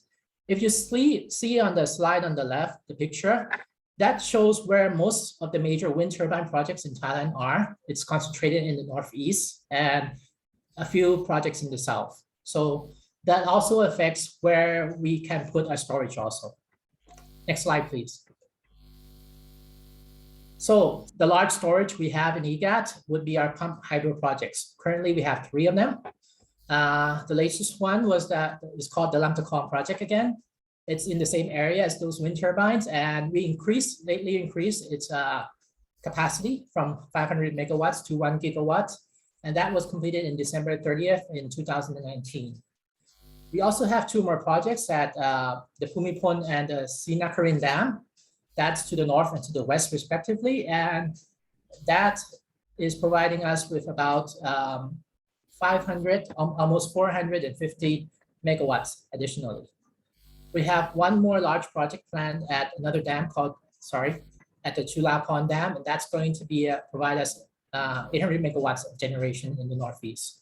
So much of our large pump hydro is located in the northeast because we expect a lot of the renewables to come from that area. Next slide, please. So we also have 2 completed battery projects. One is in a place called Bamnei Nurong. It's in the northeast also. That's 16 megawatts, 16 megawatt hours. It was energized on the 21st of December 2021, and it has entered operation already this year.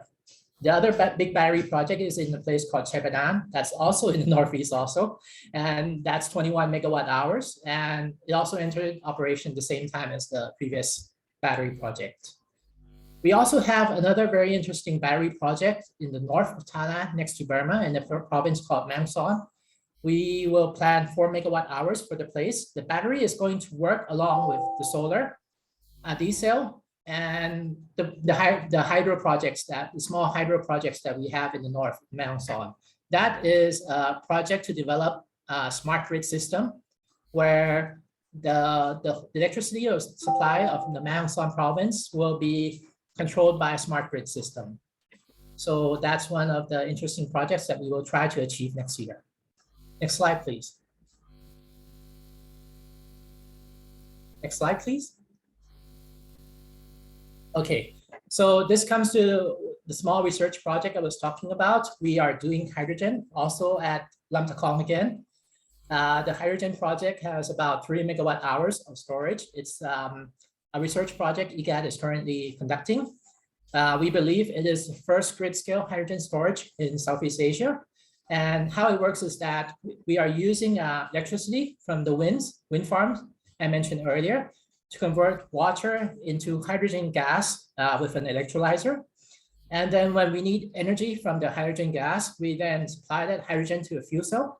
And that fuel cell can currently generate about 200 kilowatts, but the plan is that we will boost it up to 300 kilowatts later on.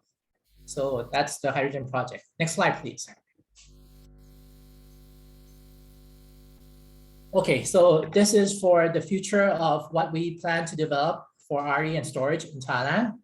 We in Thailand have alternative energy development plan, and it calls for that in 2037, we will have an additional installed RE capacity of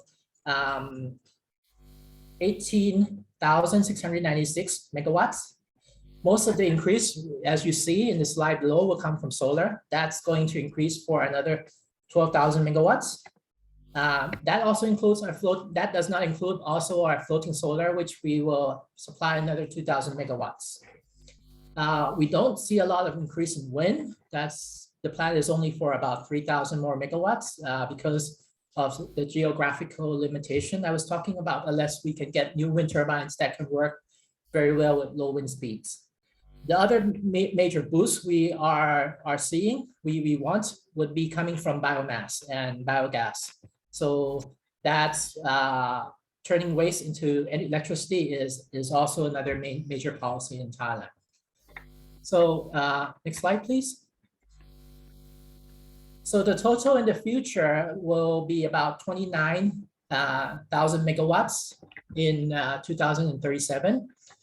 Considering that the power development plan calls for an installed capacity of around 77,000 megawatts in 2037. In 2037, about 38.1% of the installed capacity in Thailand will come from renewables. And the main renewables in the future for Thailand, where we see a lot of growth, will be in the solar and biomass renewable areas. So that's it for the presentation. Thank you very much. Thank you very much. Yeah.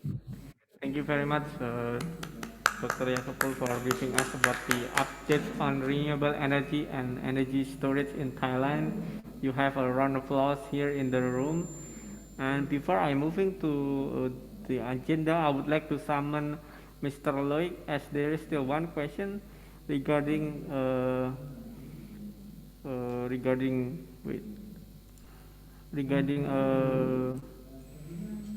possible for microgrid to employ one solar and battery energy storage system. Would you mind to answer that in the chat box? Also to Dr. Yasopol, there is one question for you in the chat box. Please also kindly answer it in the chat box as well to save the time. And now I would like to open the panel discussion. Therefore, I would like to invite Mrs. Mondini Yantrapati, Mr. Hansel Chubangbang, Mr. Philip Napier-Moore to the floors. But in the meantime, I would like to introduce the short bio first from Ms. Mondini.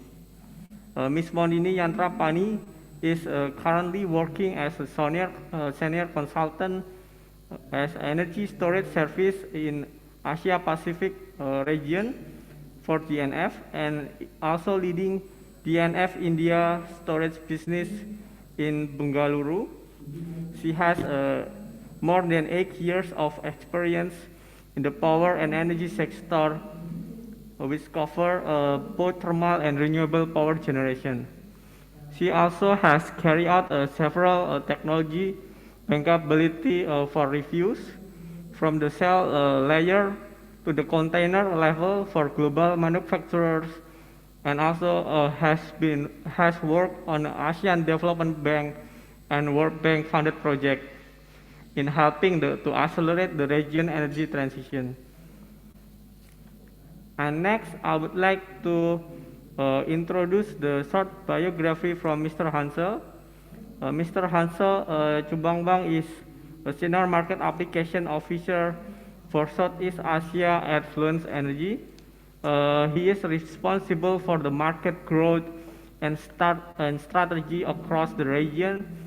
He works for the customers and helps to identify which energy storage applications are technically and financially feasible. Mr. Hansel has been in various roles across the electricity power industry ecosystem. He has worked with the policymakers, the regulator in the Philippines, and also has been instrumental in amending the Philippine grid code. And then lastly, I would like to introduce the short biography from Mr. Philip Naviermoor. He is energy sector leader for ASEAN in McDonald's, and also in East Asia as well, and responsible for the group regional support to the clients and the global energy transition. Mr. Phil has been working across the energy value for 18 years and has supported multilateral agency, national governments, and also private companies on low carbon power projects in more than 30 countries around the world, particularly within the Asia and Europe. And with a focus on utility scale for solar and wind, he has overseen company resourcing, capacity building strategy, and also technically excellence, covering inputs to more than 60 gigawatts of project in Asia, including several hundred power plants that are now successfully in operation. And to all the three of the panelists already here, I would like first to raise the question to Ms. Mandini, as we already listening to the presentation from the session 1 about the future of energy storage trends and also the deployment for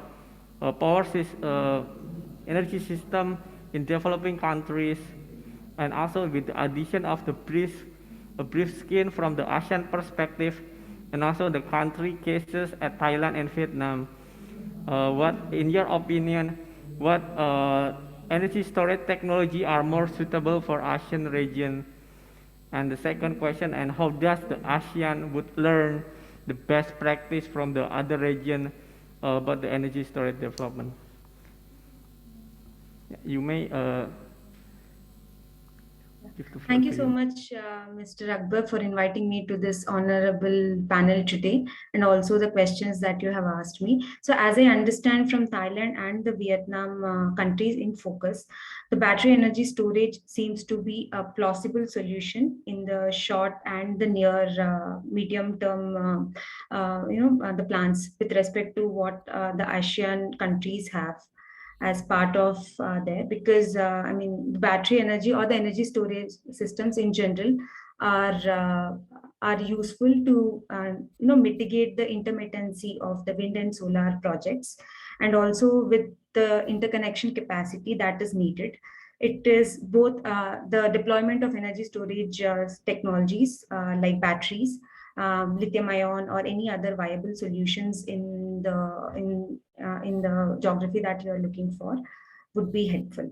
So it has two benefits. One of it is supporting the RE power, where to avoid curtailments or any other intermittencies that are coming inherently from wind and solar projects. Secondly, also raising the flexibility with the grid connected utility systems. So that's my first answer to your question. And can I have the second question, please? Again, Mr. Akbar. Thank you very much first for your first answer. The second question is, how does the ASEAN region would learn from the best practice from the other region that's also presented by, I think, is Mr. Lot as power system and also energy storage development in developing countries. Yeah.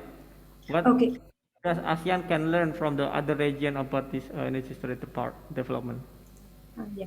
So the best lessons that ASEAN countries can take right away is about having the incentives in the market for both the private play developers, including the third-party developers, because incentives is one of the reasons to actually have the accelerated deployment of energy storage in ASEAN countries.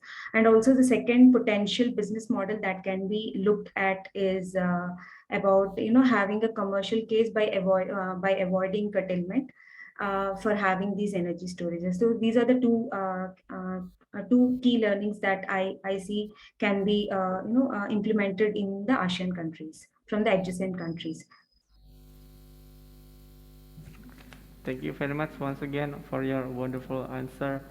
And I would like to give the spotlight to Mr. Pil.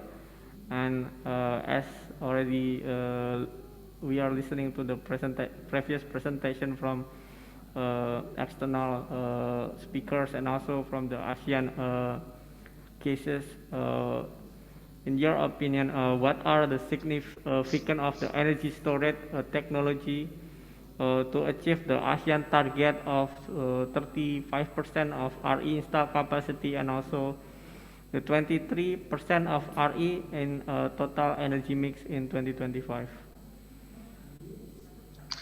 So thank you very much for the question and for the opportunity to be here today. It's a pleasure to be able to contribute to this important discussion. So probably important to note also that I'm covering for our energy storage specialist for the region, Robert de Groot, and I know that he would have very much liked to be part of this discussion, and in case of any follow-ups on any of these topics, he'd be keen to be involved as well.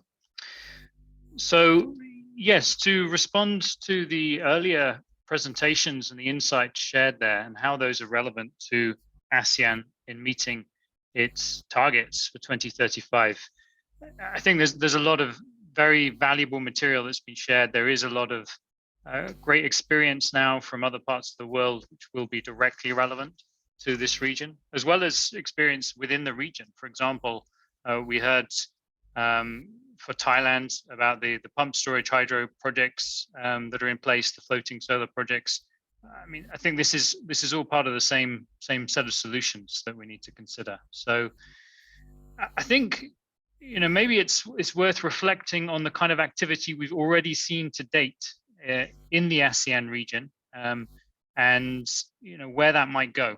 I mean, me personally, my role covers both ASEAN and Northeast Asia. So clearly, we have seen a regulatory-driven battery energy storage, as was referred to by the speakers, in Japan and Korea, particularly in the Hokkaido and Northern Island of Japan. There's a ramp rate control requirement. So any big solar and wind projects that are going in have a significant battery storage component as part of that.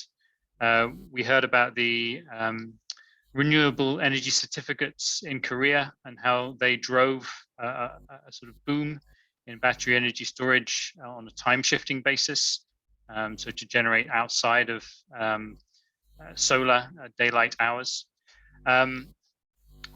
So those are a precedent. We also see the projects down in Australia as a good precedent. But the projects we're seeing so far in the region are different business models really, because different regulatory drivers. I mean, what we've seen so far in the Philippines, we've seen the frequency control.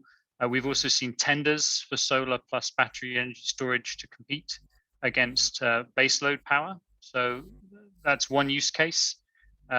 We've seen significant interest in solar plus storage or wind plus storage on some of the more isolated or weakly interconnected grids in Philippines and Indonesia as a way of supporting renewables integration. So not so much on the main grids, but on the smaller grids. We've also seen a lot of interest from various ASEAN governments and done work with donors supporting on power systems modeling and building capacity on how procurement of these systems would need to change, how grid codes would need to change, how the incentives would need to be put in place to encourage ancillary services and therefore to facilitate greater integration of renewables. Because coming back to your question, ultimately achieving these targets will require significantly more storage capacity in the system, consistent with the modeling we saw from the NREL presentation earlier. The more renewables capacity goes in the system, the more we need storage, and the more the nature of that storage changes from short-term to longer-term storage to be able to accommodate higher levels of renewables. I think it's also interesting to reflect on, where we can use the existing kind of strengths of the ASEAN power system. And I believe that pumped storage hydropower will have a significant role to play alongside battery energy storage systems. Most of the projects that we're supporting right now involving energy storage are involving lithium-ion batteries exclusively, due to the fast response times, due to the range of kind of value stacking functions they can serve, and due to the relatively small scale of the most of the schemes around sort of weakly interconnected grids that will be using energy storage. The exceptions being some of these baseload tenders in the Philippines. But we definitely see pump storage playing a role. We're seeing it in the US already. We're working on a 1 gigawatt level new pump storage scheme. We're seeing it in Australia and New Zealand. We're working on 250 megawatt scale new pump storage schemes, one in Queensland, one in South Australia. And these have the benefit of being very proven technology. It's been operated since the 1950s. It's been operated at gigawatt scale since the mid-1960s. It's very well understood. And for the longer duration storage, it's already cost effective. So if we are talking about diurnal shifting, and given the sort of natural hydropower resources, the existing hydropower installed base, some of which may be suitable for conversion to pump storage, we definitely have to consider that alongside batteries, the short-term and the long-term storage. I think the other attractive part about those pump storage hydro schemes is that we could actually connect them. It could be part of the overall scheme for ASEAN, not at an individual country level, but at a region-wide level. Different countries have different variable resource strengths, whether it's solar or wind. The solar resource is fairly good across the region, but land availability may vary, for example. The wind resource is quite uneven across the region. So there's potential there to combine the interconnection of different parts of the region and the diversity of renewables that are available, but also to incorporate interconnection of pump storage from regions which have the suitable topography and hydrology to areas that don't. And so I think when we're talking about supporting that goal of for 2035 of 35% integration, it's important to think beyond battery energy storage, but also think about interconnectors, including HVDC interconnectors, think about pump storage hydropower. And we are seeing definite movement in that area with the Singapore Energy Market Authority tenders, the RFP1, the RFP2 that's expected shortly, complementing that model that's been established for some time of bringing power from example, as we heard, from Laos down to Thailand, private sector, cross-border exports. That model can be extended throughout the region, and the EMA tender is another example. So those are just some initial thoughts. Happy to take more specific questions on that.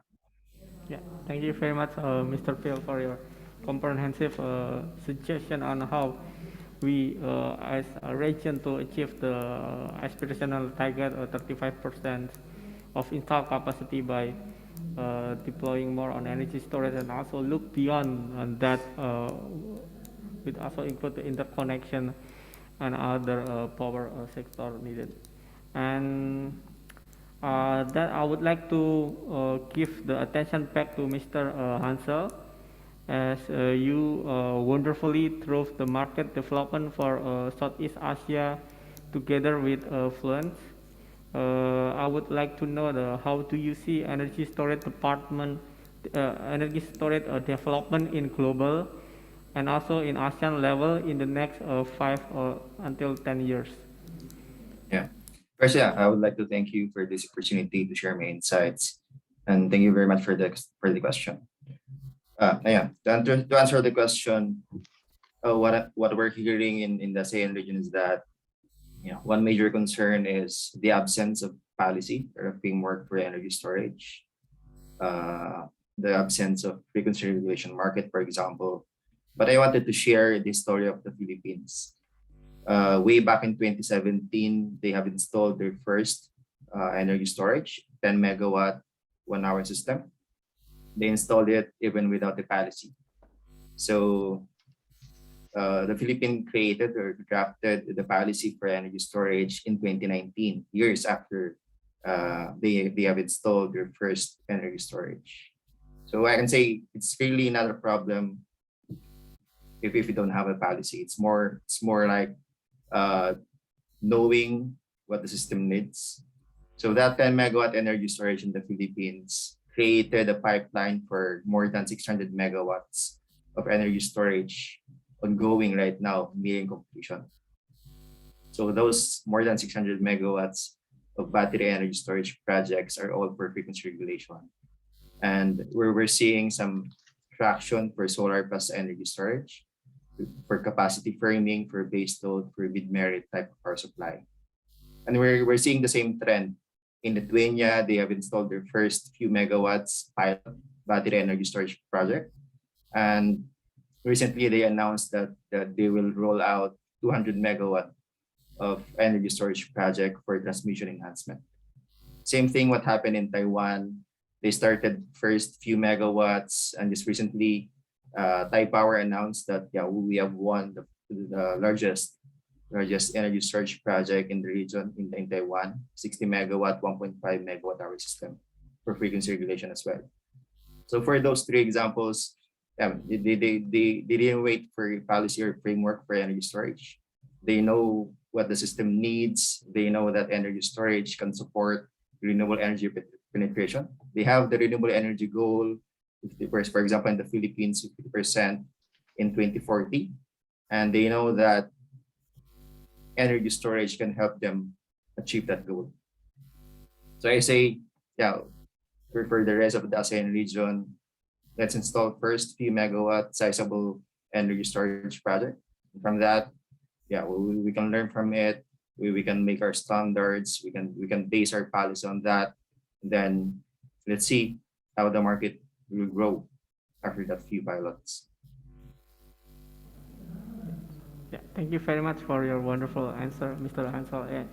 I personally do agree that we should start first with a few megawatts of energy storage development, and would like to see how the market would react, and also as the utilities already know what the system needs, and that also would be meet the utilities and also the market as well for the development of energy storage. And later, I would like to bring Mr. Pil again back to the spotlight, as you have the vast experience working across the energy value chains, including multilateral agency, also national government, and also private companies. In your opinion, what is the gap between the current policy and the expected government support and policy to achieve the ASEAN target on renewable energy? And also, what are the policy and the government support needed to overcome those obstacles? Yes, thank you. Thank you for the question. It's obviously a big topic. We could spend the whole of the rest of the day on that, but let's try and break it down into some small chunks. I think fundamentally, when we talk about energy storage, we need to be able to put a value on that energy storage. We need to be, for the various different use cases, we talk about value stacking for energy storage in terms of frequency regulation, time shifting, firming. For each of those applications, there needs to be a price, and that price will depend on the specifics of the generation mix, the weather condition, the transmission setup in the country. So, I think the Philippines is a nice example because you do have the price signals available to be able to respond and build what makes sense, and you can have private sector involvement in that. In most of the region, there isn't a direct way of establishing that price signal.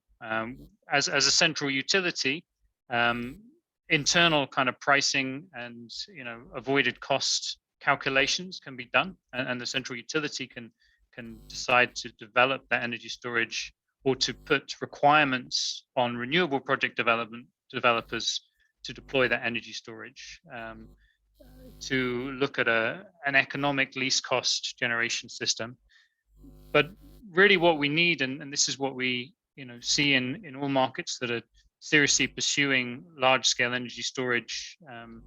We're also talking about Taiwan, we talked about Australia, talking about Japan. All of these markets are either have draft regulation or regulation in place that allows a price to be put on energy storage. And I talked about the pump hydro renaissance that we're seeing in Australia. That's driven by market price mechanisms because renewables developers are essentially constrained on the market value of their intermittent power until there is sufficient resilience in the transmission system and the associated energy storage capacity. So there's a direct market signal to respond to. For me, if we're going to focus on one thing that could be done to promote energy storage, beyond the sort of initial demonstration projects, then putting in place the right regulatory framework to price at least some of those use cases for energy storage is what's ultimately going to be needed. Yeah, I'll leave it at that for now. Thank you.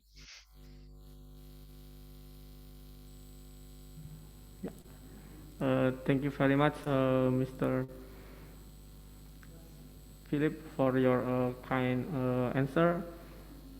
And I would like to give the floor back to Ms. Modini. I'm sorry if keep waiting you for quite some time. As you have a great experience working at the ASEAN Development Bank and also the World Bank funded project, and also carry out several technology bankability review. In your view, what are the potential financial schemes that can be such a support for the development and investment on the energy storage development at a national and regional level?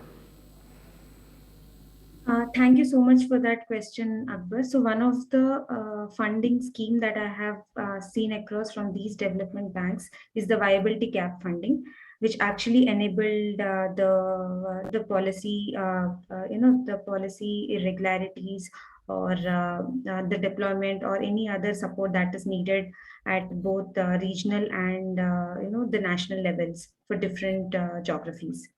So that's one of the scheme I have seen and I can think right away. Okay, thank you very much for your answer. I do have one more question for you.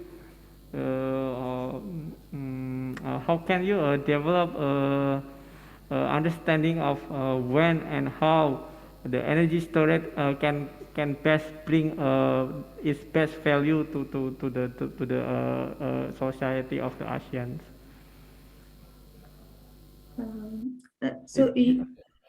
Yeah, this is understanding on mixture between when and how we could bring the energy storage to the best value.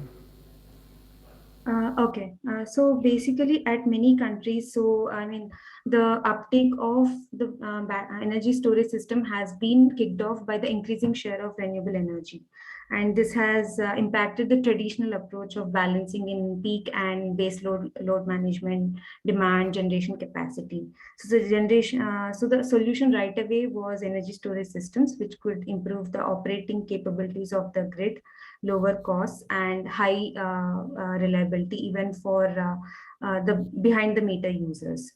I mean, people are going, and especially one of the use case for these kind of energy storage system is with the microgrids, where the diesel generator sets could be replaced at a lower scale. So that's one of the values I have seen, at least in the region.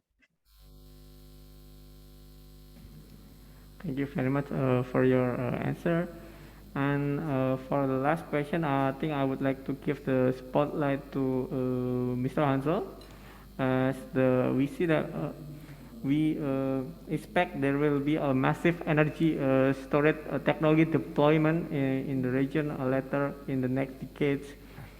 Especially battery technology means that there would be a possibility to advance waste management for the use battery. And how should the region do to cope with the waste management of the used battery, for example, and recycling process? Yeah, thank you for that.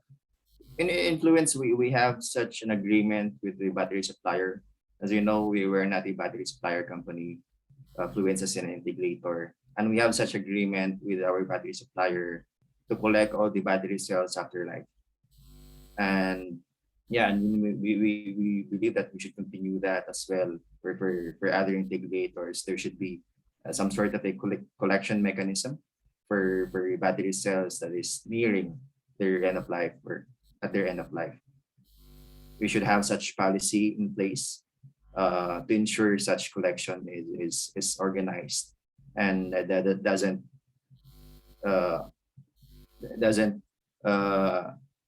kind of negate what we really want. We really need for the system, which is a cleaner and sustainable future. Thank you very much for your answer. I think that the time is up. I would like to say thank you for the panelists here, Mr. Hansel, Ms. Mondini, and also Mr. Philip for your valuable time joining us. We may understand that you came here at a different time zone and you have make a sacrifice, and we thank for that. And we hopefully that what we get here we could have some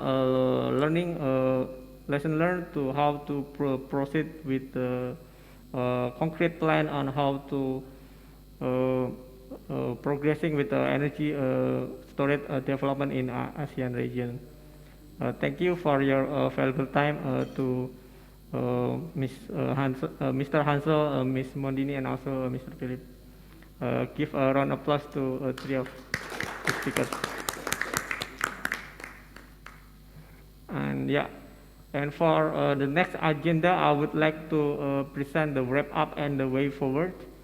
And please kindly the operator to pull up the presentation, please.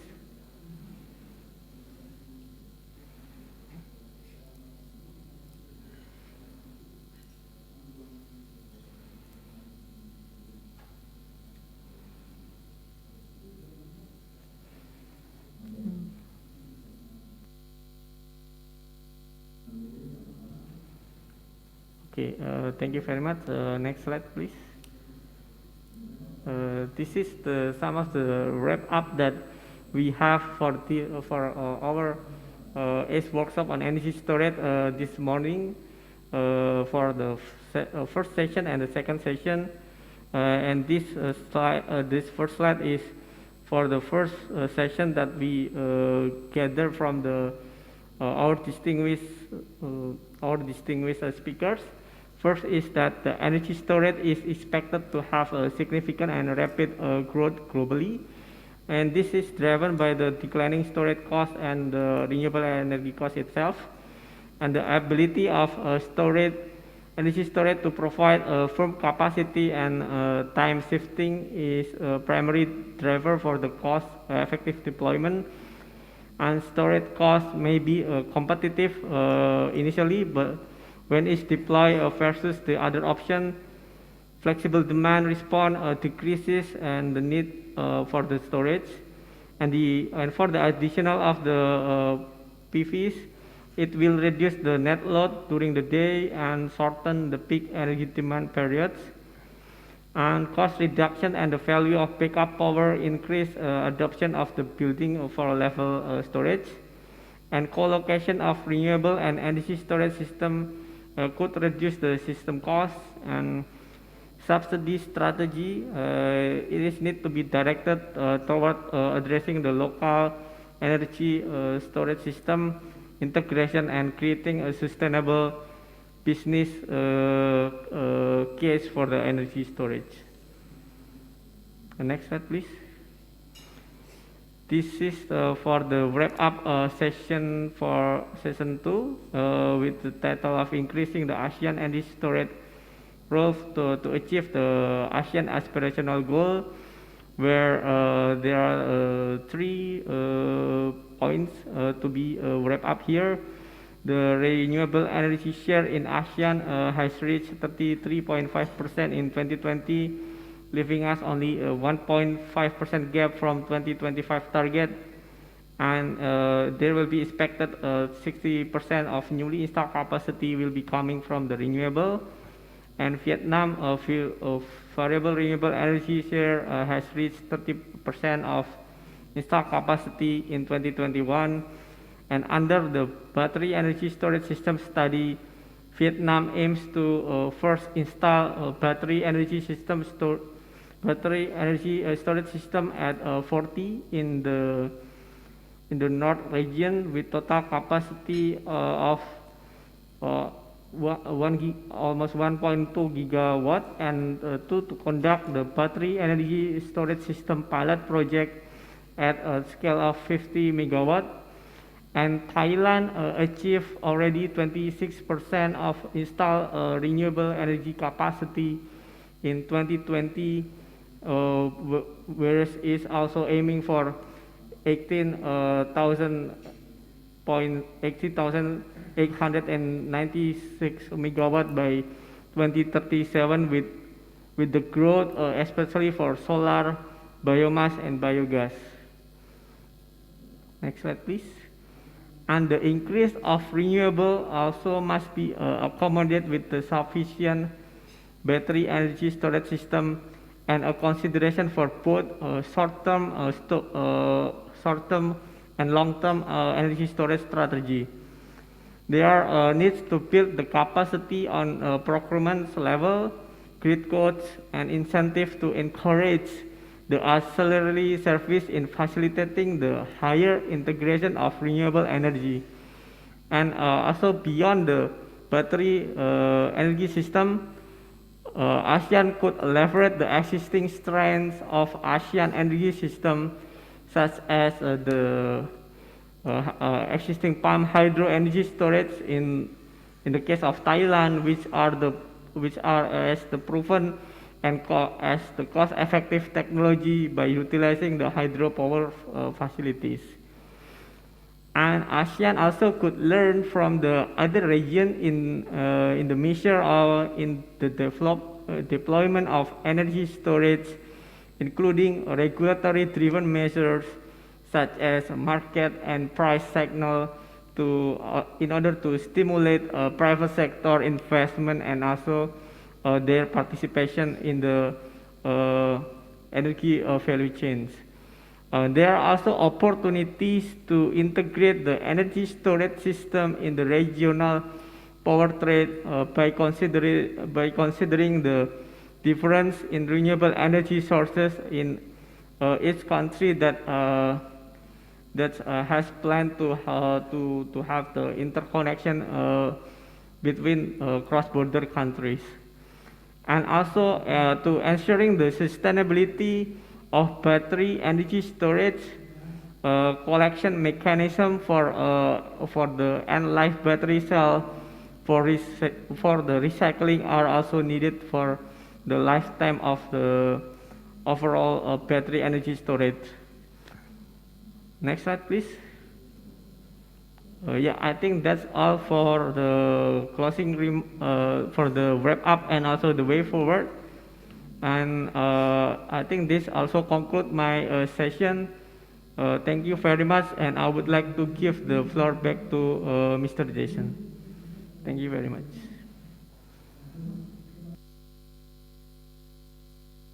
Thank you very much, Mr. Akbar, Ms. Tranti Tutra, and Dr. Yosapo for the insightful presentations. Thank you, Ms. Maldini, Mr. Hanzo, and Mr. Philip to discuss further the actions and sharing your thoughts on the energy storage system findings. And thank you, Mr. Akbar, for moderating this session and delivering the wrap-up and way forward. Next, I would like to invite Dr. Nooki Agya-Utama to give his closing remarks of this workshop. Thank you, Yun. I would like to acknowledge our gratitude to all speakers and chairs, and also, of course, our hosts, to hold this ACE workshop on energy storage development in ASEAN. Inviting presenters with a strong expertise in energy storage, and we believe that our contribution in this workshop has been invaluable and without any doubt has taken part in the success of the event. We are sure that the perspectives that have been presented to us expanded and complemented our previous knowledge, and for that we are very grateful. Thank you. Moreover, ASEAN could adapt the experiences and best practices from our speakers and the application of innovative energy storage technologies. The workshop has brought great discussion where energy storage was deliberated thoroughly and critically to support the decarbonization of energy system in the region. We have also learned about energy storage technology and its development to support renewable energy deployment. Apart from technological innovation, we should also need supportive policy frameworks, financial support, market integration, stronger collaboration to successfully accelerate energy transition as formulated in the ASEAN Plan of Action for Energy Cooperation Phase II, 2021-2025. For this, all member states should immediately formulate appropriate action plans of energy storage development. It also becomes crucial that the key findings of the session are disseminated in order to increase the awareness of how innovative energy storage solutions can be integrated and applied to our growing energy sectors and what it takes to do so. We all know that energy storage grew rapidly with the reducing costs, and also it is stated in the presentation that high penetration of photovoltaic will give a low cost potential for palm hydro. I think this finding is very exciting for us, and looking forward for all member states to really taking up the opportunities, the information that are delivered by the presenters for formalizing the policies for the future energy plan for each country in the member states. Lastly, I would like to thank to all the participants for attending this event until the end. As we have heard, this workshop has been an outstanding melting pot of information and knowledge exchange, showcasing a torrent of ideas and enriching our perspective of energy storage development in supporting energy transition in ASEAN region. I believe I would like to thank for Ms. Andrea Febi Minsa as the representative of the Ministry of Energy and Mineral Resources Indonesia as a host. For sure, I would like to thank also to Mr. Azir Himne Abdul Rasib as the RESSN chair, and also the Senior Undersecretary for Sustainable Energy, Ministry of Energy and Natural Resources Malaysia. Again, also would like to thank to Mr. Ned Blair from NREL, Mr. Loic Carmoel from Energy Storage Habit Systems, Ms. Transti Tutra from EFN Vietnam, and also would like to thank to Mr. Pichit Apong Prasad from IGET Thailand, Ms. Modini Yantrapati from DNV, Mr. Hansel Chubangbang from the Fluence Energy, and also Mr. Philip Napier Moore from Mott McDonald's, and of course all distinguished coordinator and focal points of RESSN and colleagues from ACE and also MEMR Indonesia. Again, thank you very much, and looking forward to see you again next time, and hopefully face to face. Thank you. Back to you.